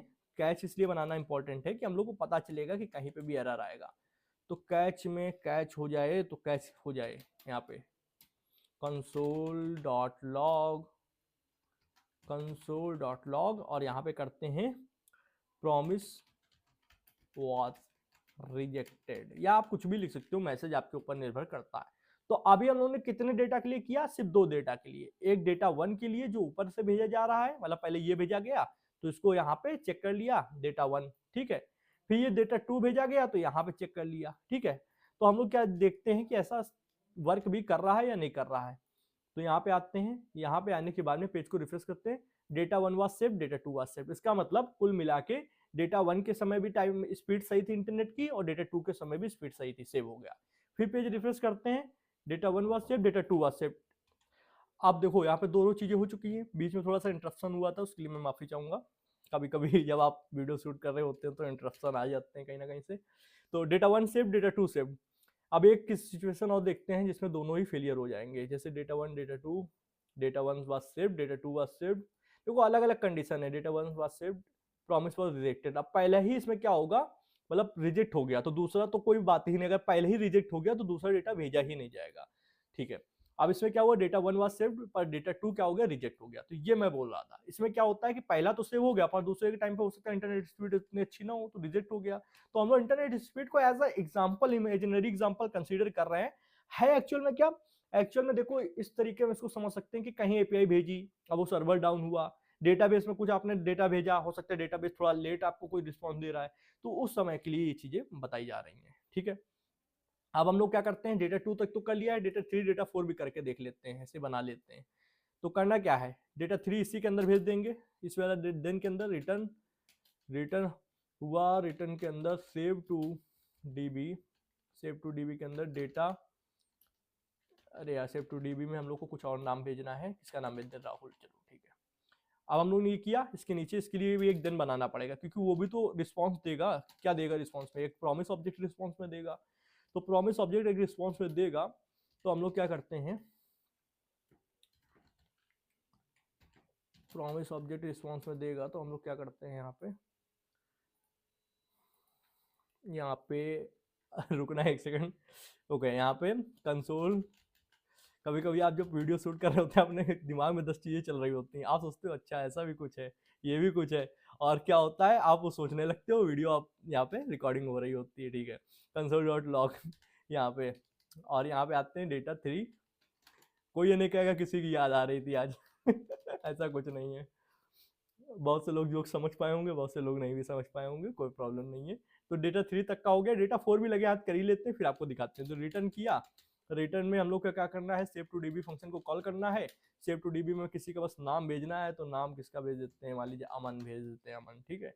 अब यहाँ पे रिटर्न में जब ये जाएगा, मतलब ये जब फंक्शन कॉल होगी तो रिटर्न में क्या आएगा, प्रॉमिस ऑब्जेक्ट आएगी। तो प्रॉमिस ऑब्जेक्ट आ रही है तो डॉट देन का यूज कर लेते हैं, और अगर सक्सेसफुली हुआ होगा तो वहां पे मैसेज प्रिंट करा देते हैं। यहाँ पे कुछ तो गड़बड़ है, कुछ तो जनाब गड़बड़ है, कुछ नहीं बहुत गड़बड़ है। कंसोल, फिलहाल आज के दिन मेरे पास बहुत सारे काम हैं पर्सनल लेवल पे भी, तो उसको भी डन करने हैं। डेटा 3 सेव्ड, नहीं इस पर 3 1 देखो कितने हो चुके, 1 हो गया, 2 हो गया, 3 हो गया, 4 है। अच्छा, डेटा 4 सेव, क्योंकि डेटा 4 है ये। अब हम लोग को देखना है कि क्या ये सही से वर्किंग है या नहीं है वर्किंग है। सबसे पहले प्रॉमिस वॉज रिजेक्टेड, मतलब कोई भी कॉल नहीं गई होगी। पहला वाला अगर रिजेक्ट हो गया तो बाकी के भी नहीं जाएंगे। देखते हैं, इस बार सारे हो गए, 1 2 3 4, मतलब देखने में कितना अच्छा लगता है, सारी कॉलिंग सही से चली गई। डेटा 1 भी चला गया, डेटा 2 भी चला गया, डेटा 3, डेटा 4। इस बार क्या हुआ, पहला ही चला गया तो सारे नहीं गए। इस बार भी वही और कुछ सिचुएशन, हाँ ये देखो, डेटा 1 चला गया, डेटा 2 चला गया, बट डेटा 3 में रिजेक्शन आ गया, प्रॉमिस वॉज रिजेक्टेड, डेटा 3 में आ चुका है। अब क्या करा जाए, फिर से एक बार करते हैं। फिर यहाँ पे डेटा 1, डेटा 2, डेटा 3, डेटा 4, फिर यहाँ पे डेटा 1 चला गया पर डेटा 2 में ही रिजेक्शन आ चुका, तो बाकी 3 और 4 जाएंगे नहीं। इस बार 1 2 चले गए पर 3 में आ चुका है, इस बार सारे चले गए। लास्टली अब ये वाला बस सिनेरियो देखना था, देखो 1 चला गया, 2 चला गया, 3 चला गया, पर 4th में रिजेक्शन आ चुका। तो इस तरीके से क्या है, सभी एक दूसरे पे डिपेंडेंट हैं, और इसी चीज को हम लोग बोलते हैं प्रॉमिस की चेनिंग। दिखा देता हूं, ऊपर वाले से तो काफी पढ़ने में सही लग रहा है, देखना इसमें अगर आप पढ़ने की कोशिश करते हो, मैं दिखाता हूँ, बहुत आराम से पढ़ लोगे भाई। इतना कोड तो वो हम लोग ने मैकेनिज्म बनाया है कि कोई भी इंटरनेट स्पीड ले ली, उसको इफ एल्स से हम लोग ने ये बोल दिया कि अगर मान लो 4 से ज्यादा है तो सक्सेस बताना, 4 से कम है तो फेलियर बताना। ये तो हम लोग ने अपने एग्जाम्पल के लिए इतनी डिफिनेशन लिखी है। मेन ये समझो, पहले डेटा 1 सेव कराया, अगर सेव हुआ होगा तो रिटर्न में एक प्रॉमिस ऑब्जेक्ट आएगी, उस प्रॉमिस ऑब्जेक्ट में क्या करेंगे, हम लोग मैसेज प्रिंट करा देंगे कि आपका डेटा 1 सेव हो चुका है, ठीक। फिर हम लोग एक डेटा की कॉल करेंगे, दूसरे डेटा की, अगर उसमें भी प्रॉमिस ऑब्जेक्ट रिटर्न में आएगी, रिटर्न में आने पे हम लोग उसके लिए दिन चलाएंगे, अगर सक्सेसफुली हो गया होगा तो हम लोग क्या बोलेंगे, डेटा 2 सेव्ड, ठीक। और फिर एक करेंगे यहाँ पे तीसरे डेटा के लिए, तीसरे डेटा में कुछ भेजेंगे, उसमें भी प्रॉमिस ऑब्जेक्ट आएगी, उसको भी चेक करेंगे, उसके लिए भी प्रिंट करा देंगे अगर सक्सेसफुली हो गया होगा। फिर डेटा 4 भेजेंगे, डेटा 4 भी अगर सक्सेसफुली जाएगा, प्रॉमिस ऑब्जेक्ट आएगी, उसके लिए भी हम लोग प्रिंट बता देंगे। पर अगर एरर किसी में भी आता है, चाहे वो डेटा 1 में आ जाए, किसी भी मान लो वीक कनेक्शन आ गया, डेटा 2 में आ गया, डेटा 3 में आ गया, डेटा 4 में आ गया, इनमें से किसी में भी कोई एरर आता है तो कैच चल जाएगा, ठीक है। तो कैच क्या है, इन सभी के लिए, चाहे एक डेटा, 2 डेटा, 3 4 कितने भी हों, आप 10 दिन लगा दो, ठीक है, यहाँ 10 दिन लगा दो, पर कैच एक ही लगाओगे, कैच से एक ही काम कर जाएगा, ठीक है। तो यहाँ पे टोटल कितने दिन यूज हुए, 1 2 3 4, 4 डेटा तो 4 दिन यूज हुए, ठीक है। अब यहाँ पे जरा देखो, यहाँ पे कितना कॉल बैक कैसे लिखा था, पहली बात तो पढ़ने में सही से नहीं आ रहा है, और काफी ज्यादा यहाँ पे ये देखो, मतलब एक अलग टाइप का लग रहा है, इसमें हम लोग पढ़ भी नहीं पा रहे हैं। भाई डेटा भेजा जा रहा है, उसके साथ 2 फंक्शन भेजे जा रहे हैं, एक फेलियर, एक सक्सेस के लिए, फिर एक फेलियर के लिए, तो इस तरीके से चीजें थोड़ा सा सही नहीं होती हैं। ओके, अब मैं एक इंपॉर्टेंट बात यहाँ पे और बताऊंगा, जैसे यहाँ पे सक्सेस और फेलियर लिखा है, तो जब आप रियल लाइफ कोड करने जाओगे कंपनीज के अंदर, तो वहां सक्सेस और फेलियर मत लिखना। क्यों, तो वहां पे सिर्फ ये लिखा जाता है रिजॉल्व, क्योंकि जो एक नाम दे दिए गए वही नाम चला जाते हैं, हर चीज का अपना एक नाम दिया जा सकता है, तो इसीलिए यहाँ पे उसका यूज किया जाता है, रिजॉल्व और रिजेक्ट, रिजॉल्व एंड रिजेक्टेड। ये रिजेक्टेड की जगह रिजेक्ट सिर्फ करो, इतना है। तो यहाँ पे अगर रिजॉल्व और रिजेक्ट किया तो यहाँ पे भी सही करना होगा, तो यहाँ पे रिजॉल्व और यहाँ पे रिजेक्ट। तो ये मैंने आपको बताने के लिए यूज कर लिया था, पर रियल लाइफ में ऐसे ही करना, ठीक है। ओके माय फ्रेंड, इतना आपको समझ में आया, मुझे खुशी हुई कि आपको प्रॉमिस चेनिंग समझ में आ गई। प्रॉमिस चेनिंग क्या है, बस जब भी कोई प्रॉमिस ऑब्जेक्ट आ रहा हो तो उसके पीछे एक दिन लगा दो, ठीक है, और उस दिन के अंदर जो भी करना हो वो आपके ऊपर निर्भर करता है, ठीक है। अब यहाँ पे आते हैं, इसको थोड़ा सा स्क्रीन फुल करते हैं। प्रॉमिस चेनिंग समझ में आ गई होगी कि एक प्रॉमिस के पीछे दूसरी दिन, दूसरी दिन के पीछे तीसरी दिन, इस तरीके दिन दिन करते जाओ। अब हम लोग बोलते हैं यहाँ पे कि जो भी दिन चलेगा, मान लो दिन प्रॉमिस जैसे है तो प्रॉमिस में दो चीजें आएंगी, एक आएगा रिजॉल्व और एक आएगा रिजेक्ट। ध्यान से देखना, रिजेक्ट तो चाहे रिजॉल्व आए चाहे रिजेक्ट आए, समझना मेरी बात, चाहे रिजॉल्व आ जाए चाहे रिजेक्ट आ जाए, उसके साथ चाहे यहाँ दिन चला लो चाहे यहाँ पे कैच चला लो, उसके साथ कुछ डेटा भेजा जाता है। क्या भेजा जाता है? कुछ तो डेटा भेजा जाता है, और वो डेटा रिटर्न में आता है, उससे आप ये जान सकते हो कि क्या है, उसको प्रिंट भी करा सकते हो। तो देन के अंदर जब आप लिखते हो तो यहाँ पे भी आप एक पैरामीटर डाल दो, कैच के अंदर भी यहाँ एक पैरामीटर डाल दो। तो देन के अंदर जो पैरामीटर पड़ता है उसको बोलते हैं रिजल्ट, देन के अंदर जो पैरामीटर पड़ता है उसको बोलते हैं रिजल्ट, और यहाँ पे जो पैरामीटर पड़ता है उसको बोल सकते हैं एरर, ठीक है। तो ये समझ के आपको चलना है। आई थिंक इतना आपको क्लियर हुआ होगा। हम लोग क्या करने वाले हैं, हम लोग यहाँ पे आते हैं जनाब, यहाँ पे वीएस कोड पे आ गए। यहाँ पे हमको दिन में जितने दिन लिखे हैं, यहाँ पे पहले तो थोड़ा दिन कम कर देते हैं, ज़्यादा दिन अच्छे नहीं लग रहे हैं। चलो अच्छा, करना क्या है, यहाँ पे थोड़े से दिन को यहाँ से उठाते हैं और इतने दिन को हटा देते हैं, ठीक है।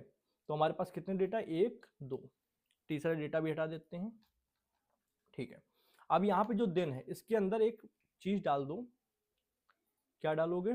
इसके अंदर एक चीज डाल सकते हैं, चीज का मतलब रिजल्ट, RESULT रिजल्ट, ठीक। और रिजल्ट को भी आप प्रिंट करा सकते हो कंसोल डॉट लॉग में, रिजल्ट को भी आप प्रिंट करा सकते हो, ठीक है। सेम चीज नीचे कर लेते हैं, यहाँ पे भी रिजल्ट डाल देते हैं और यहाँ पे भी प्रिंट करा देते हैं रिजल्ट को, कंसोल डॉट लॉग रिजल्ट, और यहाँ पे एरर डाल देते हैं, एरर नाम का एक वेरिएबल, अरे एरर ERR, ठीक है, इतना ही डाल देते हैं, कंसोल डॉट लॉग ERR, ठीक है।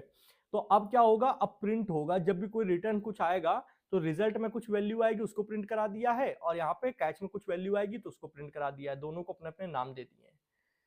चलिए जी देखते हैं जी, यहाँ पे पेज फिर से रिफ्रेश किया, प्रॉमिस वॉज रिजेक्टेड, और यहाँ पे हम लोगों को जो वैल्यू मिली है वो वीक करेक्शन मिली। वो कहाँ से आ रही है? वो यहाँ से आ रही है, देखो ये रिजेक्शन में जो भी मैसेज भेजा जाएगा वो यहाँ पे आप दिन में कैच कर सकते हो, मतलब दिन से निकाल सकते हो, सॉरी दिन से नहीं, रिजेक्शन में जो मैसेज भेजा जाएगा वो आप कैच से निकाल सकते हो, ठीक है। और यहाँ पे जो रिजॉल्व में मैसेज भेजा जा रहा है वो आप दिन से निकाल सकते हो। तो जस्ट अ सेकंड में दिखाता हूँ, एक बार फिर पेज रिफ्रेश करता हूँ। इस बार देखिए, data 1 was saved, your data was saved, ठीक है। तो ये जो लाइन आ रही है योर डेटा वाज सेव्ड, ये कहाँ से आ रही है? ये रिजॉल्व से आ रही है। रिजॉल्व भैया ऊपर कहाँ हो, ये देखो ये आ रही है, ठीक है। तो ये कहाँ मिल जाएगी हमको? दिन के अंदर मिल जाएगी, जो एरो फंक्शन डाला है, ठीक है। Data 2 saved, your data was saved, ये भी रिजॉल्व से आ रही है। अब जब एरर आएगा तो एरर प्रॉमिस वाज रिजेक्टेड, जैसे ही यहाँ पे रिजेक्टेड हुआ तो वीक कनेक्शन कहाँ से आ रहा है? वीक कनेक्शन आ रहा है रिजेक्ट से। तो रिजेक्ट का नाता किससे है? कैच से। और रिजॉल्व का नाता किससे है? रिजॉल्व का नाता है दिन से, ठीक है भैया, मान गए भैया, ओके। अब हम लोग ने जो यहाँ पे हटाए थे उनको वापस लगा दिया है, और हटाने के बाद में यहाँ से रिजल्ट हटा देते हैं, कोई रिजल्ट की जरूरत है नहीं एक्चुअल में, और यहाँ से भी रिजल्ट हटा देते हैं, इसकी जगह हम लोगों ने एक डेटा भेजा था उसको भेज देते हैं फिर से, return save to DB Rahul, ठीक है, ओके। 1 2 के बाद डेटा 2 सेव, डेटा 2 सेव के बाद यहाँ पे तो एक सेकंड मुझे जरा देखने दीजिए, ये 1 के लिए हो गया, ठीक है, ये वाला 2 के लिए हो गया, फिर ये वाला 3 के लिए हो गया, ये वाला 4 के लिए, ठीक है। कोड में कोई भी गड़बड़ नहीं होनी चाहिए, मेरा कहने का मतलब ये है, ओके। तो यहाँ पे थोड़ी सी ब्राइटनेस की जरूरत है क्योंकि एनर्जी सेवर ऑन है, ऑफ कर लेते हैं। अब यहाँ पे नेक्स्ट टॉपिक के क्या हमारा, इतना तो समझ में आई थिंक आ ही गया होगा, किसी को यहाँ तो कोई डाउट नहीं है? कमेंट में बता दोगे, कहीं डाउट होगा तो मैं आपको बता दूंगा आपके कमेंट में। नेक्स्ट पॉइंट पे चलते हैं, मजा आ रहा है। देखो भाई, कुल मिला के पढ़ने के साथ साथ एंजॉयमेंट होता रहना चाहिए, मेरा मानना ये है। हम लोग क्या करेंगे, रिफैक्टर करेंगे ओल्ड कोड को। ओल्ड कोड कौन सा भैया, वो कलर वाला कोड जिसको हम लोग ने एक दूसरी फाइल में आराम से लिख के रखा हुआ है। कलर वाले कोड को हम लोग प्रॉमिस का यूज करते हुए, प्रॉमिसेस का यूज करते हुए क्या करेंगे, रिफैक्टर करेंगे और देखेंगे क्या परिवर्तन आया। चलो करके देखते हैं, नेक काम में देरी नहीं। यहाँ पे वो फाइल ओपन कर लेते हैं main.js1, और थोड़ी देर के लिए ये सारा कोड को हम लोग क्या कर देते हैं, कहाँ से कहाँ तक का करना है, ये यहाँ से यहाँ तक का, बाकी ऊपर का ऑटोमेटिक है। ओके, इसको करते हैं कमेंट और यहाँ पे आते हैं, इसको करते हैं अनकमेंट। यहाँ पे देखो जो कलर थे, कलर में हम लोग क्या कर रहे थे, यहाँ पे एक मतलब यहाँ पे एक एरो फंक्शन ले रहे थे, किसमें, नेक्स्ट कलर चेंज करने पे। तो इसको हमको थोड़ा सा चेंज करना होगा। पहले तो हम लोग इसको हटा देते हैं, नेक्स्ट कलर चेंज को। यहाँ पे दो ही वैल्यू लेंगे, कलर एक डिले, ठीक। अब इसके अंदर पहले तो हम लोग क्या डाल देते हैं, एक रिटर्न फंक्शन बनाते हैं, रिटर्न, और यहाँ एक प्रॉमिस बना देते हैं, return new new new new new new new promise कभी कभी सजेशंस की जब जरूरत होगी तो नहीं आएंगे, ऐसे आते रहते हैं। ओके, अब क्या करने वाले हैं, जितना ही सेट टाइम आउट वगैरह फंक्शन वगैरह, इसको यहाँ से थोड़ा सा कट कर लेते हैं। कट कर लिया। अब इसके अंदर जो एरो फंक्शन बनेंगे उसमें डाल देंगे। कर क्या रहे हो भैया, मुझे भी तो बताओ, आप ही को बताने के लिए कर रहे हैं, जस्ट वेट करें। तो हम लोग ने क्या किया, कुल मिला के इसके अंदर प्रॉमिस डाल दिया, पहले नहीं था अब डाल दिया। तो प्रॉमिस डाल दिया तो हम लोगों ने यहाँ पे एक और हम लोग पैरामीटर ले रहे थे एरो फंक्शन के रूप में, उसकी जरूरत नहीं है, ये जो एरो फंक्शन है इसकी जरूरत नहीं है, क्योंकि यहाँ पे खुद ही हमको दो चीजें मिल जाती हैं, ठीक है। अब मिलने के साथ साथ यहाँ पे जब ये चीज हो गई तो हम लोग यहाँ पे देखो, जो ये लाइन है इसको भी हटा देते हैं, इतना हट गया। और यहाँ पे लिख देते हैं रिजॉल्व, रिजॉल्व RESLOV रिजॉल्व। और रिजॉल्व में हम लोग कहेंगे colour changed, colour changed, colour changed, ये बोल दिया। और ये कब चलेगा, ये जब चलेगा जब हम लोग यहाँ पे इसको सही करेंगे, इसमें देन फंक्शन वगैरह लगाएंगे। तो पहले हम लोग क्या करते हैं, यहाँ इसको पूरा हटा देते हैं, मैं दोबारा से लिख लूंगा, अभी हटा देता हूँ, और इस लाइन को भी हटा देते हैं। अब इसको चलाने के लिए बस इस फंक्शन को कॉल करना है, इसमें दो वैल्यू देनी है, कलर एक डिले, ठीक है। तो दे के देखते हैं, दे के देखते हैं क्या प्रॉब्लम है। यहाँ पे आते हैं, यहाँ लिखते हैं, फंक्शन का नाम है कलर चेंज, आई थिंक, देख लेते हैं थोड़ा सा, कलर चेंज नाम है ना, हाँ नहीं चेंज कलर नाम है, ठीक है। तो चेंज कलर,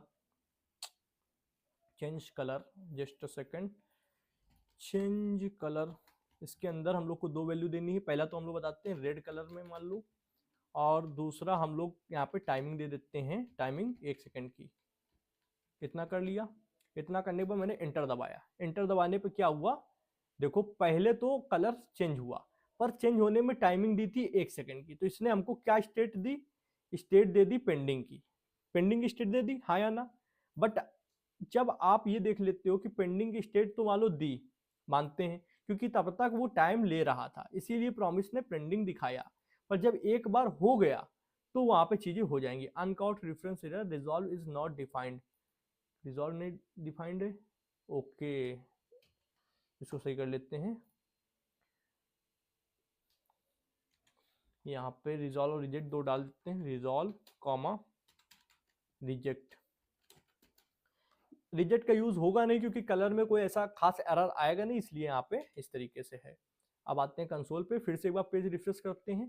पेज रिफ्रेश करने पे हम लोग यहाँ पे फिर से इसको सेम वैल्यू देते हैं, इसने कहा प्रॉमिस पेंडिंग, और पेंडिंग के बाद यहाँ पे ये देखिए कलर आ चुका है, कलर आ चुका है। अब ये क्या हो चुका है, फुलफिल हो चुका है। तो पहले इसने पेंडिंग दिखाया था क्योंकि उस स्टेट पे क्या था, पेंडिंग था, इसने क्या किया था, 1 सेकंड के लिए वेट किया था, पर जैसे ही यहाँ पे चीजें हो चुकी तो इसने कहा फुलफिल्ड, और रिजल्ट में क्या कहा, कलर चेंज। तो इस तरीके से चीजें हो रही हैं। अब इसमें देन का यूज करके देखते हैं। तो देन का यूज करने के लिए हम लोग आते हैं, और जो एरो फंक्शंस का पहले यूज किया था ना, उससे काफी सरल चीजें यहाँ पे आपको देखने को मिलेंगी। तो चेंज कलर, कलर की वैल्यू पहले हम स्टार्टिंग में रेड लेके चलते हैं, रेड 1 सेकंड के लिए, ठीक है। अब जब इतना होगा, इतना काम होगा, तो हम लोग यहाँ पे देन लगा देंगे, डॉट देन। देन के अंदर एरो फंक्शन डाल देंगे, एरो फंक्शन के अंदर आप चाहे देन के अंदर रिजल्ट भी डाल सकते हो, पर कोई जरूरत नहीं है उसकी, बिन फालतू की चीजें करने से कोई फायदा भी नहीं है। अब हम लोग यहाँ पे बोलेंगे red colour was completed, red colour was completed, red colour was completed. इसको लिखने के साथ साथ अगर नया कलर आपको यहीं से डालना है तो उसको भी डालते चलो, जैसे पिछले वाले में किया था सेव टू डीबी वाले में, सेम वैसे ही रिटर्न, और रिटर्न करने के साथ साथ यहाँ पे मैंने लिखा चेंज कलर। चेंज कलर में कौन सी वैल्यू डालेंगे इस बार, ऑरेंज, ऑरेंज। ऑरेंज के साथ साथ डिले टाइम वही रखेंगे, उसको कुछ अलग नहीं करना है, ठीक है। अगर आपको फिर चाहिए, मान लो फिर से वही चीज चाहिए, तो फिर देन लगा दो, डॉट देन। और डॉट देन करने के बाद यार मैं कॉपी कर लेता हूँ ना, ज़्यादा ही सही रहेगा, इसको 3 बार कॉपी कर देता हूँ। यहाँ पे रेड की जगह जो ऊपर कलर दिया था वो ऑरेंज कर देता हूँ, और यहाँ पे इस बार नया ग्रीन कर देता हूँ क्योंकि ग्रीन दे रहा हूँ, ठीक है। फिर यहाँ पे चेंज कर देता हूँ ग्रीन क्योंकि ये ग्रीन के लिए मैसेज देगा, और यहाँ पे कर देता हूँ ब्लू, ठीक है। और एक दिन और लगा लेते हैं। अच्छा ये एरर इसलिए आ रही है कि सेमीकोलन लगा हुआ है, सेमीकोलन नहीं लगाना है। अब एक दिन और लगाते हैं, वो दिन किसके लिए रहेगा, ब्लू वाले के लिए, मैसेज प्रिंट करने के लिए। तो यहाँ पे ग्रीन की जगह ब्लू कर देते हैं, ओके, ठीक है। अब हम लोग यहाँ पे आते हैं और देखते हैं, सबसे पहले पेज को रिफ्रेश किया, अभी देखना रेड हुआ, red colour was completed, orange हुआ, orange colour was completed, green, green colour was completed, blue, blue colour was completed. तो देख पा रहे हो ना, इस तरीके से चीजें चल रही हैं। और अगर इसके बाहर कुछ कोड कर दोगे तो वो भी अपना कोड होता जाएगा, रन होता जाएगा, क्योंकि उससे तो एसिंक्रोनस कोड से कोई लेना देना ही नहीं है। तो यहाँ पे रेड कलर वाज कंप्लीटेड, इस तरीके से चीजें चल रही हैं, बेहतरीन तरीके से चल रही हैं, कोई प्रॉब्लम नहीं है। फिर पेज रिफ्रेश कर देते हैं, red colour was completed, orange colour was completed, green colour, blue colour. तो हम लोग का कोड पहले से देखने में कितना सही लग रहा है, और ये रीडेबल कोड है ना, कि यहाँ पे पहले आपने एक डेटा भेजा या एक कलर सेट किया, फिर चेक करके उसको क्या किया, प्रिंट करा दिया, फिर दूसरा भेज दिया, प्रॉमिस आया, दूसरा चेक करके प्रिंट करा दिया, फिर तीसरा भेज दिया, तीसरा चेक करके प्रिंट करा दिया, फिर चौथा भेज दिया, ऐसे करके आपने क्या किया, उसको कर दिया। अब हम लोग आते हैं नेक्स्ट चीज को समझने के लिए। नेक्स्ट चीज है इंपॉर्टेंट हमारी, नेक्स्ट चीज काफी इंपॉर्टेंट है, आसिंक कीवर्ड, जिसके लिए आप लोग वेट कर रहे होंगे। आसिंक कीवर्ड एक्चुअल में है क्या, तो उसको भी देख लेते हैं।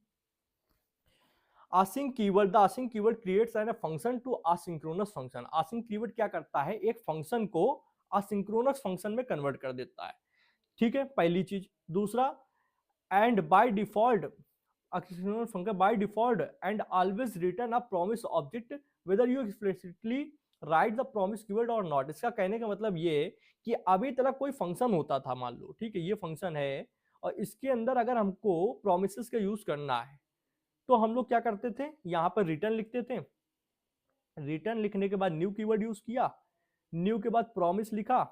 अब प्रॉमिस लिखने के बाद में इसके अंदर एरो फंक्शन डाल के कुछ भी आप अपना काम कराते थे, हाँ या ना, ठीक। बट अगर हम लोग इतना सब ना लिखें और फंक्शन के आगे सिर्फ लिख दें, क्या लिख दें, आसिंक, ASYNC, आसिंक, तो ये लाइन फिर आपको लिखने की कोई जरूरत ही नहीं पड़ेगी। ये जो लाइन है इसको लिखने की कोई जरूरत, या ऑटोमेटिक क्या हो गया है, असिंक्रोनस में बदल गया है, और आप प्रॉमिस का यूज वैसे ही कर सकते हो जैसे कर सकते थे, रिजॉल्व रिजेक्ट वैसे ही यूज कर सकते हो जैसे कर सकते थे। तो कुल मिला के कहने का मतलब ये है कि अब पहले जैसा ही चीज है, पर आपको सिर्फ असिंक लिखना पड़ेगा, वो प्रॉमिस वाली लाइन उतनी लंबी नहीं लिखनी पड़ेगी, ऑटोमेटिक इसको बना देता है, ठीक। चलिए मैं आपको दिखाता भी हूं ये चीज करके, चलिए चलिए चलिए। इस बार मैं क्या करता हूँ, इस कोड को थोड़ा सा कमेंट कर देता हूँ और वहां वाले लाइन को, दूसरे वाले पेज को ओपन कर लेता हूँ। ये क्या हुआ, ये क्या हुआ, यहाँ पे आए main2.js और main1 को थोड़ी देर के लिए बंद कर देते हैं, और ये सारा कोड जैसे था वैसे ही रहने देते हैं, इसमें कुछ भी ओपन नहीं करेंगे, नया यहाँ से स्टार्ट करते हैं।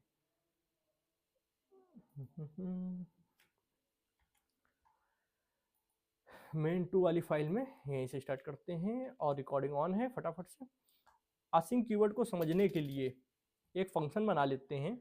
फंक्शन का नाम मान लो मैं रखता हूँ, नॉर्मल पहले फंक्शन बनाता हूँ, इंट्रो। और फंक्शन बनाते समय स्पेलिंग का बहुत ध्यान रखें, FUNCTION। ओके, इंट्रो में मैं क्या करूंगा, एक सिंपल इंट्रोडक्शन के लिए मैं कुछ भी भेज देता हूँ, रिटर्न करा देता हूँ।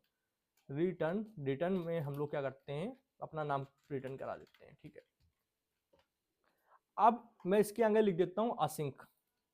नॉर्मली पहले दिखाता हूँ कि कैसे क्या चीजें हैं। नॉर्मली पहले मैं इसको क्या करता हूँ, ब्राउजर पे, ब्राउजर भाई साहब ओपन हो जाइए, इंट्रो फंक्शन कॉल करता हूँ। इसने क्या कहा, इंट्रो है नहीं, intro is not defined, INTRO। और यहाँ पे क्या लिखा, अच्छा IN टी की गड़बड़ी है, INTRO। तो इसने सिंपली शुभम को रिटर्न किया।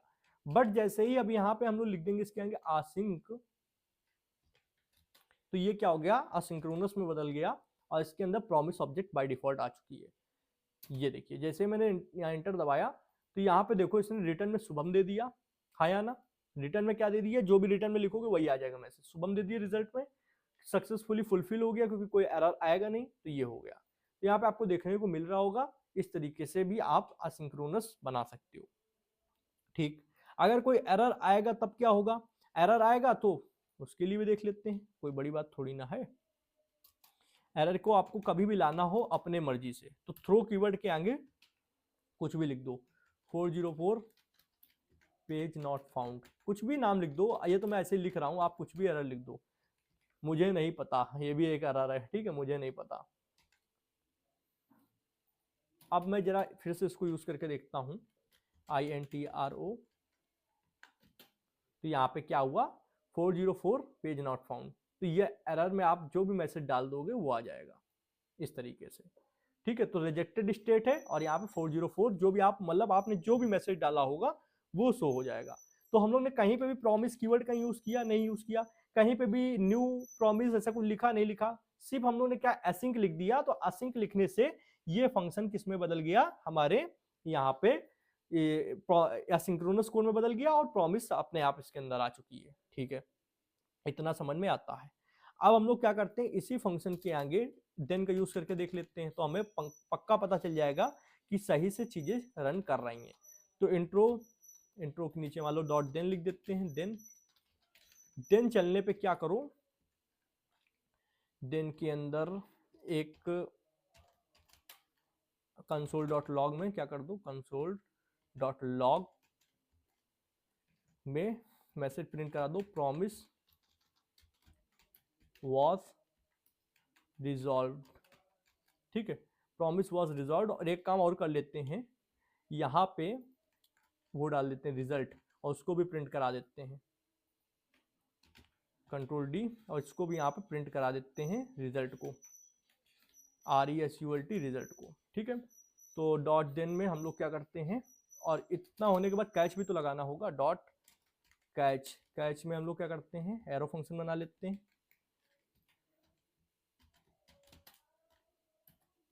कंसोल डॉट लॉग, इसमें हम लोग प्रिंट करा देते हैं promise was rejected, promise was rejected. और जो एरर हम लोग ने वहां से निकाला है उस एरर को भी हम लोग यहाँ पे ERR करके प्रिंट करा देते हैं। तो अगर इसके ऊपर देन और कैच चल गया, समझना मेरी बात, तो समझ लो हम लोग प्रॉमिस कीवर्ड नहीं भी लिख रहे हैं तब भी हमारा ये प्रॉमिस इसके अंदर आ रहा है। तो इसने कहा promise was rejected 404 not found. ठीक है, प्रॉमिस वॉज रिजेक्टेड पहले तो ये लिख के आया और 404 पेज नॉट फाउंड ये मैसेज एरर का लिख के आया, तो ये काम कर रहा है। इसमें कैच तो चल गया। अब देन के लिए भी देख लेते हैं एक बार, देन का सिचुएशन भी आ जाए, पेज पेज पेज पेज। अच्छा, थ्रो पड़ा हुआ है इसलिए नहीं चल रहा है, थ्रो पड़ा हुआ है, थ्रो डाल हटा देते हैं, क्योंकि थ्रो तो हमेशा एरर देगा ना, इसलिए हम लोग को कभी भी वो सही चीज मिलेगी नहीं। प्रॉमिस वॉज रिजॉल्व, और यहाँ पे शुभम कहाँ से आया देखना, प्रॉमिस वॉज रिजॉल्व तो ये इसने जो प्रिंट कराया वो है, और रिजल्ट में क्या भेजा जा रहा है, जो यहाँ से आप रिटर्न करोगे वो असिंक्रोनस जो भी आपका फंक्शन होगा वो जो भी रिटर्न करेगा वो इसके रिजल्ट में आएगा। ठीक है, आई थिंक आपको ये समझ में आया होगा कि आसिंक कीवर्ड किस तरीके वर्क करता है। आसिंक कीवर्ड क्या करता है, किसी भी नॉर्मल फंक्शन को असिंक्रोनस फंक्शन में कन्वर्ट कर देता है, साथ में प्रॉमिस ऑब्जेक्ट फ्री में दे देता है कि इसका लो यूज करो, कोई दिक्कत की बात नहीं है। अब समझते हैं अवेट कीवर्ड के बारे में। अवेट कीवर्ड क्या करता है, ये क्या करता है, pause the execution of its surrounding async function. ये क्या कर सकता है, असिंक्रोनस जो फंक्शन है इसके आसपास उनके एग्जीक्यूशन को पॉज कर देता है, ठीक है। Until the promise is settled, जब तक कोई प्रॉमिस सेटल ना हो जाए। मान लीजिए कोई प्रॉमिस अभी है, ठीक है, वो सेटल ना हो जाए, या तो रिजॉल्व हो जाए, यहाँ पे वो होगा रिजॉल्व हो जाए, या रिजेक्टेड हो जाए। अगर रिजॉल्व हो गया तब दूसरा चलेगा, अगर रिजेक्ट हो गया तब दूसरा चलेगा। जब तक रिजॉल्व या रिजेक्टेड नहीं आ जाता है तब तक अपने बाकी के असिंक्रोनस फंक्शन को क्या करता है, वेटिंग पीरियड पे ये डाल देता है। ओके, तो चलिए करके देखते हैं कैसे वेटिंग पीरियड पे डाल रहा है भाई, बिना पूछे। आते हैं VS कोड पे।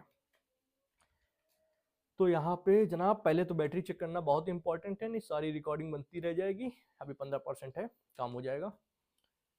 यहीं पे कुछ करके देखते हैं, या फिर नया बना लेते हैं, नया ही कुछ बना लेते हैं, इसको हटाओ।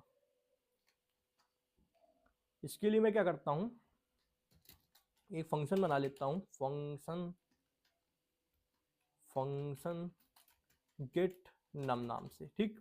गेट नम क्या करेगा, कोई भी नंबर हमें देगा, ठीक है, कोई भी नंबर देगा।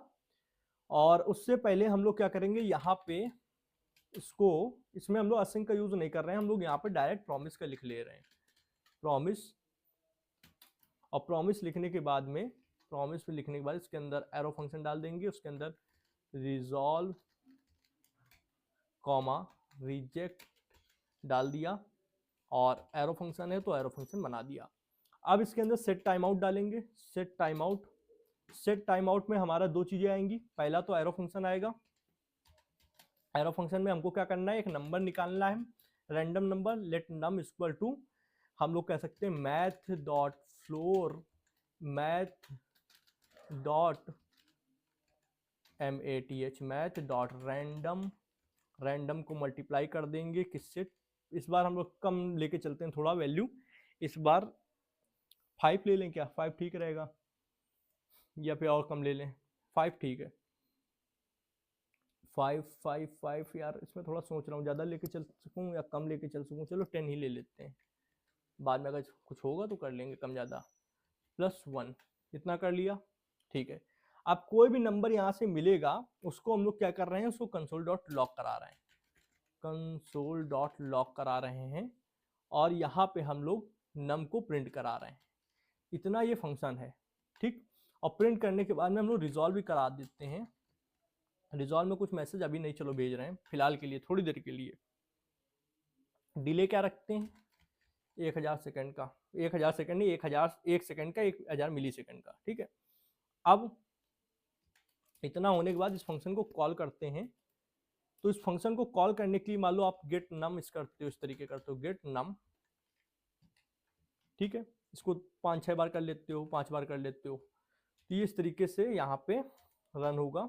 दिखाता हूँ, पेज रिफ्रेश करता हूँ, तो ये जब 1 सेकंड हो जाएगा तो पांचों एक साथ आ जाएंगे। पर हम चाहते हैं कि थोड़ा थोड़ा वेट हो, पहले इसके लिए चले, फिर ये वेट हो जाए तो इसके लिए, फिर इसके लिए, फिर इसके लिए, तब तक वेट करा जाए। तो वेट करने के लिए हम लोग क्या करेंगे, इसको एक फंक्शन में डाल देंगे, असिंक्रोनस फंक्शन में।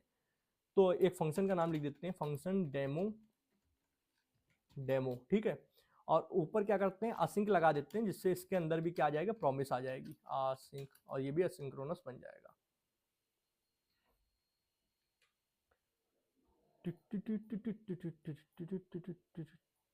ओके, ये हो गया। अब हम लोग क्या करते हैं, एक सेकंड रुकिए, मैं इसको थोड़ा सा और स्पेस देके इंडेंट कर लेता हूँ। इसके आगे लिखता हूँ अवेट, AWAIT, अवेट कीवर्ड क्या करेगा, वेट कराएगा, AWAIT वेट।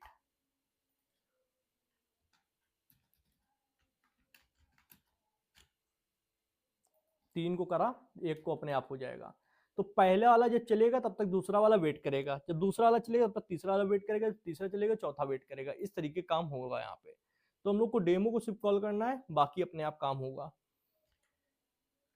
तो डेमो प्रॉमिस वाज पेंडिंग, पहले 10 आया, फिर 4 आया, फिर 2 आया, फिर 6 आया, ठीक। अब यहाँ पे जाके फुलफिल हो चुका है। तो ये क्या हो रहा था, वेट करा रहा था, मतलब एक काम जब तक, मतलब एक काम का जब तक रिजल्ट नहीं आ जा सकता है कुल मिला के, जब तक प्रॉमिस या तो रिजॉल्व ना हो जाए या तो रिजेक्ट ना आ जाए, तब तक दूसरा वाला क्या करता है, असिंक्रोनस फंक्शन वेट करता है। फिर से पेज रिफ्रेश करता हूँ और यहाँ पे डेमो को डालता हूँ। देखना अभी क्या है, पहले एक वेट कर रहा था, आ गया, दूसरा वेट कर रहा, तीसरा आ गया, फिर चौथा आ गया। तो जब तक ये वाला चल रहा होगा इसका, ठीक है, इसके लिए चल रहा होगा, तब तक ये बाकी वेट करेंगे, ठीक है। फिर पांचवा जब पहला चलेगा तो दूसरा वेट करेगा, दूसरा चलेगा तो तीसरा वेट करेगा, तीसरा चलेगा तो चौथा वेट करेगा।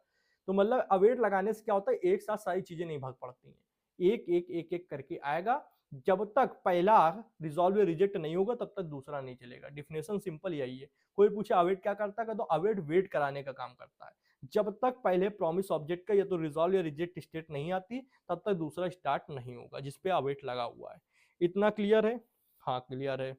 अब इसको अगर हम लोग यहाँ पर आए और पहले तो इसको मैं क्या करता हूँ, थोड़ा सा नहीं मतलब पूरा सा कमेंट कर देता हूँ और ये वाली फाइल ओपन कर लेता हूँ, कलर वाली।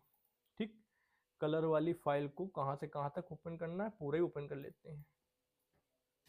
ठीक है, कर लिया। अब इसमें जो ये इतना लाइन ऑफ कोड लिखा था इसको और हम लोग सरल बना सकते हैं। ठीक है, ये जो देन वगैरह लिखा है ना, इसको क्या करते हैं, कमेंट कर देते हैं और नए तरीके से मैं बताता हूँ अवेट से यूज करना। अवेट से कैसे होगा, देखो हम लोग कुल मिला के चाहते तो यही था कि जब पहला वाला काम हो जाए तभी दूसरा वाला चले, जब पहला वाला काम हो जाए तभी दूसरा वाला रंग आए, जब दूसरा वाला रंग हो जाए तभी तीसरा वाला रंग आए। यही तो चाहते थे कुल मिला के। तो ये चीज हम लोग ऐसे भी कर सकते हैं, एक फंक्शन बनाएंगे आसिंक का यूज करके, फंक्शन FUNCTION फंक्शन। फंक्शन का नाम इसमें भी मान लो डेमो दे देते हैं। ठीक है, डेमो। ओके, अब हमको क्या करना है, चेंज कलर का यूज करना है। तो चेंज कलर, कलर का नाम दे दिया रेड, और रेड के बाद हम लोगों ने कहा 1 सेकंड पे चलाना है। कितने, 1 2 3 4 5, 5 कलर, पांचों का केवल नाम बदल देते हैं। ऑरेंज, ठीक, ऑरेंज के बाद ग्रीन, येलो, ब्लू, एक और कर देते हैं, और ब्राउन। अब ये देखना कि जो काम करने के लिए हमको इतनी सारा कोड लिखना पड़ रहा था वो कितना आसानी से होगा। फिलहाल पहले एक एग्जांपल दिखा देता हूँ ऐसे ही डेमो का। डेमो का एग्जांपल ऐसे ही ले लो, DAMO, डेमो। देखो डायरेक्ट ब्राउन आ गया। ठीक, अब हम लोग को क्या करना है, बस इसके आगे अवेट लगाना है, AWAIT अवेट। तो यहाँ पे कॉपी कर लेते हैं, Ctrl+C, Ctrl+V, Ctrl+V, Ctrl+V, Ctrl+V। Last वाले में लगाने की जरूरत नहीं हो, तो अपने आप ही जब सारे वेट होके चल जाएंगे तभी ये चलेगा। ठीक है, तो अब अवेट लगाने से क्या होगा, हमारा कुल मिला के मानना यह था कि जब एक चल जाए तब दूसरा चले, जब दूसरा चल जाए तब तीसरा चले, जब तीसरा चल जाए तब चौथा चले, जब चौथा चल जाए तब पांचवा चले। तो ये होने के बाद यहाँ पे आपको देख लो, जैसे ही मैं यहाँ पे डेमो को कॉल करूंगा, पहले आएगा रेड, फिर येलो, फिर ग्रीन, फिर येलो, सॉरी वो ऑरेंज था, फिर ब्लू, फिर ब्राउन। फिर से एक बार दिखा देता हूँ सेम चीज करके, red, orange, green, yellow, blue, brown. तो जो काम करने के लिए इतना सारा ऊपर कोड लिखना पड़ रहा था, मतलब यहाँ पे और इससे पहले और जो कोड लिखा था वो तो इससे भी ज्यादा अजीब सा कोड था, तो वो कितना सिंपल लाइन ऑफ कोड में हो गया। तो ये है असिंक अवेट की पावर और साथ में प्रोमिसेस की पावर। तो प्रोमिसेस का काम असिंक कर दे रहा है और अवेट क्या कर दे रहा है, लाइन ऑफ कोड का एग्जीक्यूशन एक के बाद एक के बाद एक के बाद कराने का काम ये कर दे रहा है। इतना सभी को आई थिंक समझ में आ गया होगा। अब हम लोग इसके आगे सिर्फ एक चीज बची है, उसको हम लोग समझेंगे। वो चीज क्या है मैं दिखा देता हूं। वो चीज बड़ी है मस्त मस्त, हैंडलिंग रिजेक्शन। कोई भी अगर एरर आता है तो उसको कैसे हैंडल किया जाएगा इसको समझते हैं। तो देखो एरर हैंडलिंग में क्या करना होता है, अभी तक हम लोग एरर हैंडलिंग पिछली वीडियो में पढ़ चुके हैं। इसमें हम लोग यूज करते हैं ट्राई एंड कैच का। ट्राई में क्या करते हैं, ऐसा कोड रखते हैं जिसपे हमें शंका होती है कि इसमें कुछ एरर आ सकता है। जैसे प्रॉमिस रिजेक्शन भी अपने आप में एक एरर है, अगर प्रॉमिस रिजेक्ट होता है तो वो एक एरर थ्रो करता है। ठीक है, तो अगर हमें शंका है कि ये पर्टिकुलर ब्लॉक ऑफ कोड यहाँ पे एरर में आ सकता है, ये लाइन ऑफ कोड, तो इसको हम लोग क्या करेंगे, ट्राई ब्लॉक में रख देंगे, मतलब यहाँ से यहाँ तक। ठीक, और फिर जब ये एरर आएगा तो ये दे देगा कैच को, कैच इसको रिजॉल्व करा देगा और यहाँ पे आपको प्रिंट भी करा देगा कि क्या एरर आया है। console.log में हम लोग एरर को प्रिंट करा सकते हैं, बस यही करना होता है। तो आइए मैं आपको दिखाता हूँ, BS कोड पे आएंगे। अब जैसे अभी क्या है, यहाँ पे सिर्फ कलर चेंज हो रहे हैं, तो कलर चेंज होने में कोई यार ऐसा एरर आ नहीं सकता जल्दी। तो मान लो फिर भी मैं क्या करता हूँ, लेट a = 5 console.log, यहाँ पे मैं क्या करता हूँ, a को प्रिंट कराता हूँ, फिर मैं यहाँ पे क्या करता हूँ, कंसोल डॉट लॉग में मैं यहाँ पे क्या करता हूँ, ए मल्टीप्लाई बाई 3 कर देता हूँ। ठीक है, अब ये कोड मैंने जैसे लिखा, मैं इसको यहाँ पे रन करूँगा आके ब्राउज़र पे, देखना। तो ब्राउज़र ब्राउज़र ब्राउज़र मैंने यहाँ का डेमो पे ही था ना, ये लीजिए। ठीक है, अब यहाँ कलर चेंज होना शुरू हो गया। जैसे जैसे कलर चेंज हुआ, सारे कलर चेंज हो जाएंगे, तो बाकी का कोड भी जो मैंने वहाँ पे दिया है वो भी प्रिंट हो जाएगा। ठीक है, अच्छी बात है, प्रिंट हो गया। बट यहाँ पे अगर ऐसा तो कोई एरर नहीं आएगा, पर किसी सिचुएशन में अगर एरर आता है तो हम लोग जानबूझ के यहाँ पे पहले एरर ला के देखते हैं, फिर उसको रिजॉल्व करते हैं। तो एरर लाने के लिए क्या करते हैं, यहाँ पे एक लेट मान लो नम नाम से कोई नंबर बना लेते हैं, math dot floor math dot random में मल्टीप्लाई कर देंगे 5 से, और बाद में बाहर एक +1 कर देंगे, जिससे 1 से 5 तक की वैल्यू आ जाएगी। ठीक है, कर दिया।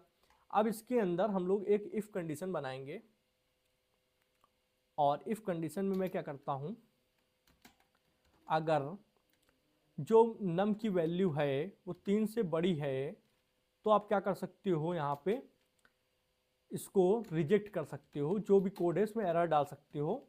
और यहाँ पे कोड एरर आ गया, मैंने ये लिख दिया। ठीक, मान लो सिंपल एरर आ गया। ओके, अब जब हम लोग इस तरीके से एरर आ सकता है कि 3 से कोई भी नंबर अगर नम की वैल्यू बड़ी हुई तो वहाँ पे एरर आ सकता है, जाहिर सी बात है। तो हम लोग पहले यहाँ पे देखते हैं, करके देखते हैं। डेमो को कॉल किया तो पहले में ही एरर आ गया, पहले में ही, मतलब जैसे ही देखो यहाँ पे एक बार चला तो यहाँ पे एरर आ गया। ठीक है, दोबारा से करके देखते हैं, दोबारा से डेमो चलाते हैं, तो फिर यहाँ पे एरर को चलाते हैं, तो 1 रंग आया, 2 रंग आए, 3 रंग आए, चौथे में आ गया। ठीक है, तो चौथे में आ गया, पर यहाँ पे प्रॉब्लम ये है कि भाई ये तो असिंक्रोनस कोड था, चलो इसमें एरर आ गया तो ये रुक गए आगे के, हमें रुकाना भी था कि अगर दो इसमें कहीं यहाँ पे एरर आता है तो बाकी के रोक दो। पर ये कोड क्यों नहीं चला, ये तो असिंक्रोनस कोड नहीं है, सिंक्रोनस है, इसको तो चल जाना चाहिए। भाई इसमें कोई प्रॉब्लम है तो इसको रोको ना, इसको क्यों रोका जा रहा है। अगर वेबसाइट के एक ब्लॉक में प्रॉब्लम हो तो उतना कोड रोक दिया जाए, सारी वेबसाइट का कोड थोड़ी रोक सकते हो। तो प्रॉब्लम बस इसी को सॉल्व करना है। तो अगर हमें संशय है कि कोई भी एरर आता है तो वो इस कोड के उसमें आएगा, ये कोड प्रॉब्लम में फंसेगा। तो हम लोग इसको इस तरीके उठा लेते हैं। उठाने के बाद एक ट्राई ब्लॉक बना लेंगे, ट्राई में ये कोड डाल देंगे। ठीक, और ट्राई में कोड डालने के बाद नीचे ही हम लोग यहाँ पे कैच भी कर लेते हैं, डॉट कैच। और कैच करने के बाद में हम लोग क्या करते हैं, कैच में एरर को निकाल लेते हैं, एरर एरर डॉट हटा देते हैं, आई थिंक। और यहाँ पे कंसोल डॉट लॉग में क्या करते हैं, कंसोल डॉट लॉग में पहले तो हम लोग कहेंगे कि एरर वाज फाउंड, ये कॉट, एरर वाज कॉट। और कंसोल डॉट लॉग में मैं क्या करूँगा, एरर वाले वेरिएबल को भी यहाँ पे प्रिंट कराऊंगा। तो अब जब कोई एरर आता है, मान लो जैसे यहाँ पे मैं डालता हूँ और किसी भी लाइन ऑफ कोड में एरर आता है, 1 2 3, तीसरे में जैसे एरर फाउंड हुआ तो वो बाकी कोड तो रोक देगा। यहाँ पे दिखा रहा है एरर वाज फाउंड, एरर मिल गया है, एरर आ गया है। ठीक है, तो ये तो एरर आ गया। मान लो यहाँ पे मैं एक एरर आ गया की जगह ये लिख के देख दूँ 404 एरर, तो देखने में थोड़ा अच्छा लगेगा, 404 एरर, इतना लिख दिया। फिर से एक बार करते हैं देखने में थोड़ा अच्छा लगने के लिए। तो यहाँ पे एरर जैसे इसको मिला तो 404 एरर वाज फाउंड ये लिख के आ गया। पर जो बाकी का कोड था, बाकी का कोड मतलब जो असिंक्रोनस कोड के बाहर था, ट्राई ब्लॉक के बाहर, जैसे ट्राई ब्लॉक में सिर्फ इतना कोड डाला था, इसके बाहर जो भी कोड था ये सारा प्रिंट होगा। अगर मैं इसके बाहर ये लिख दूं console dot log Shubham print करा दूं, शुभम को मान लो मैं 5 बार प्रिंट करा दूं, तो सारा कोड ये चलेगा, इसमें कोई प्रॉब्लम नहीं होगी। जैसे डेमो को फंक्शन रन कराया तो जितना असिंक्रोनस कोड है वो तो चल गया, जहां पर एरर आएगा तो वो तुरंत बाकी का कोड, जैसे यहाँ पे 5 आया, फिर 5 को मल्टीप्लाई 3 से कर दिया था 15 आ गया, ये शुभम जो है ये सारा सिंक्रोनस कोड ये चल जाएगा। और यहाँ पे हमको एरर भी मिल जाएगा कि क्या एरर आया है। ठीक है, और ये एरर कहाँ पे आया, देखो ऑरेंज वाला जो लिखा था यहाँ पे, रेड ऑरेंज, ऑरेंज के बाद ही यहाँ पे ग्रीन पे एरर आ गया है। ग्रीन नहीं चला, येलो नहीं चला, ब्लू नहीं चला, ये बात हो गई, समझ में आया? ठीक है, तो बहुत कम केस है कि यहाँ पे चलेगा, क्योंकि हम लोग ने ऐसे सिचुएशन ही क्रिएट करी कि एरर आ जाए। भाई 5 में से एक बार तो आएगा ही, ग्रीन पे, येलो पे, ठीक है। तो यहाँ पे येलो तक का इस बार कोड चला, यहाँ तक का लास्ट वाले में, यहाँ पे ब्लू पे आ गया, ठीक है। तो ब्लू के बाद ब्राउन नहीं चला। तो ये मान के चलो, जब हमें संशय होता है कि इस ब्लॉक ऑफ कोड में कहीं पे भी एरर आ सकता है, तो उसको हैंडल करने के लिए हम लोग ट्राई ब्लॉक में उसे डाल देंगे और कैच में उस एरर को प्रिंट करा देंगे, ठीक है। और बाकी का कोड स्मूथली वैसे ही रन करता जाएगा। तो एरर हैंडलिंग भी आपको समझ में आई गई होगी बेसिकली। मैंने इस वन शॉट वीडियो में जितना हो सकता था, चाहे प्रोमिसेस हो, असिंक अवेट हो, जो भी टॉपिक अच्छे से अच्छे थे, मैंने सब कुछ बताने की कोशिश करी है। एरर हैंडलिंग भी उन्हीं में से एक चीज़ थी, कुछ ज़्यादा कठिन होता नहीं है भाई। बहुत सारा कोड लिखा हुआ है, ठीक है। आपने बहुत सारा कोड यहाँ पे ऐसे ऐसे ऐसे बहुत सारा कोड लिख रखा है, ठीक है। पर मुझे सिर्फ लगता है कि इस इतनी लाइन में एरर आ सकता है, तो हम इतनी लाइन को क्या करेंगे, इतनी लाइन को हम लोग उठा लेंगे, ऐसे इतनी लाइन को उठा लेंगे, इसको भी उठा लेंगे, चलो भाई साहब, और ये वाली लाइन को भी उठा लेंगे, और इसको क्या करेंगे, एक ब्लॉक में डाल देंगे। वो ब्लॉक हमारा कुछ भी हो सकता है, कुछ भी नहीं, मतलब ट्राई हो सकता है, ट्राई, ठीक है, ट्राई हो सकता है। ट्राई में डाल दिया, और जो एरर आएगा उसको कैच में भेज देंगे। तो कैच से क्या होगा, हम प्रिंट करा लेंगे, प्रिंट कराने पे वो दिख भी जाएगा, सिंपल। और बाकी जो ये कोड है, ये स्मूथली क्या होगा, रन होता जाएगा, स्मूथली रन होता जाएगा, ठीक है। आई होप आपको ये समझ में आया होगा। तो आज की वीडियो में आपने क्या क्या पढ़ा समझ लीजिए। आपने एरर हैंडलिंग या फिर आपका जो हैंडलिंग हो रही थी, मतलब रिजेक्शन जो था उसका, प्रोमिसेस का, अगर वो रिजेक्ट होता है तो उसको कैसे हैंडल करना वो सीख लिया। आपने अवेट कीवर्ड के बारे में सीखा कि सारे जितने भी एसिंक्रोनस फंक्शन है उनको थोड़ा वेट करने के लिए पॉज कर देता है, जब तक कोई भी ऑलरेडी प्रॉमिस जो चल रहा है ऑब्जेक्ट का, वो या तो रिजॉल्व ना हो जाए या रिजेक्ट ना हो जाए, ठीक है। आपने असिंक कीवर्ड का समझा कि बिना प्रॉमिस, बिना रिटर्न न्यू प्रॉमिस लिखे भी आप क्या कर सकते हो, किसी को भी प्रॉमिस ऑब्जेक्ट दे सकते हो और उसको असिंक्रोनस बना सकते हो। रिफैक्टर किया, ओल्ड कोड को अच्छा करने की कोशिश किया कि कैसे अच्छा कोड कर सकते हैं। जो हमारा रिटर्न में डेटा आता है प्रोमिसेस में, किसमें, देन और कैच में, उसको भी प्रिंट करा। प्रॉमिस चैनिंग के बारे में भी समझा कि एक के बाद देन लगा लगा के आप बहुत ही लंबा एक चैन बना सकते हो, ठीक है। प्रोमिसेस क्या होते हैं इनके बारे में समझा, कॉल बैक हेल्प के बारे में समझा, और जावास्क्रिप्ट एक सिंगल थ्रेडेड लैंग्वेज इसके बारे में समझा। कोई टॉपिक मुझसे रह गया हो बाई चांस तो कमेंट में बताना, मैं उसको अच्छे से एक्सप्लेन करने की कोशिश करूंगा। बिकॉज मैं भी यार इंसान ही हूँ, अपनी तरफ से 100% बेस्ट दे सकता हूँ, बट 1% सबसे ही मिस्टेक हो सकती है, कोई प्रॉब्लम नहीं उसमें। अब मैं आपसे बस इतना चाहता हूँ कि आप मुझे फीडबैक में, अगर आपको मेरी हार्डवर्क लगा हो कि हाँ मैंने थोड़ी सी मेहनत की हो, तो आप फीडबैक कुछ अच्छा दे दे कमेंट में कि हाँ बताएं भैया कैसा लगा, अच्छी थी कि नहीं थी, समझ में आया, नॉलेज मिली। वन शॉट वीडियो में जितना पढ़ाया जाता है उतना आपको यहाँ पे मटेरियल मिला पढ़ने को, ऐसा तो नहीं है कि सिर्फ ऊपर ऊपर से पढ़ाया हो मैंने। मेरे जितना जानता था, मुझे जितना समझ में आता है, मैं सब कुछ अपनी तरफ से पढ़ाने की कोशिश करता हूँ। और साथ में अगर वीडियो बहुत पसंद आ गई तो वीडियो को आप एक लाइक कर सकते हैं, चैनल पर नए हो सब्सक्राइब कर ले, बेल आइकन प्रेस कर ले, जिससे आने वाले interesting coding videos and course notification आप लोग को मिलती रहेगी जनाब। आज की वीडियो में इतना ही था। थैंक्स टू फ्रेंड्स, जय हिंद, जय भारत।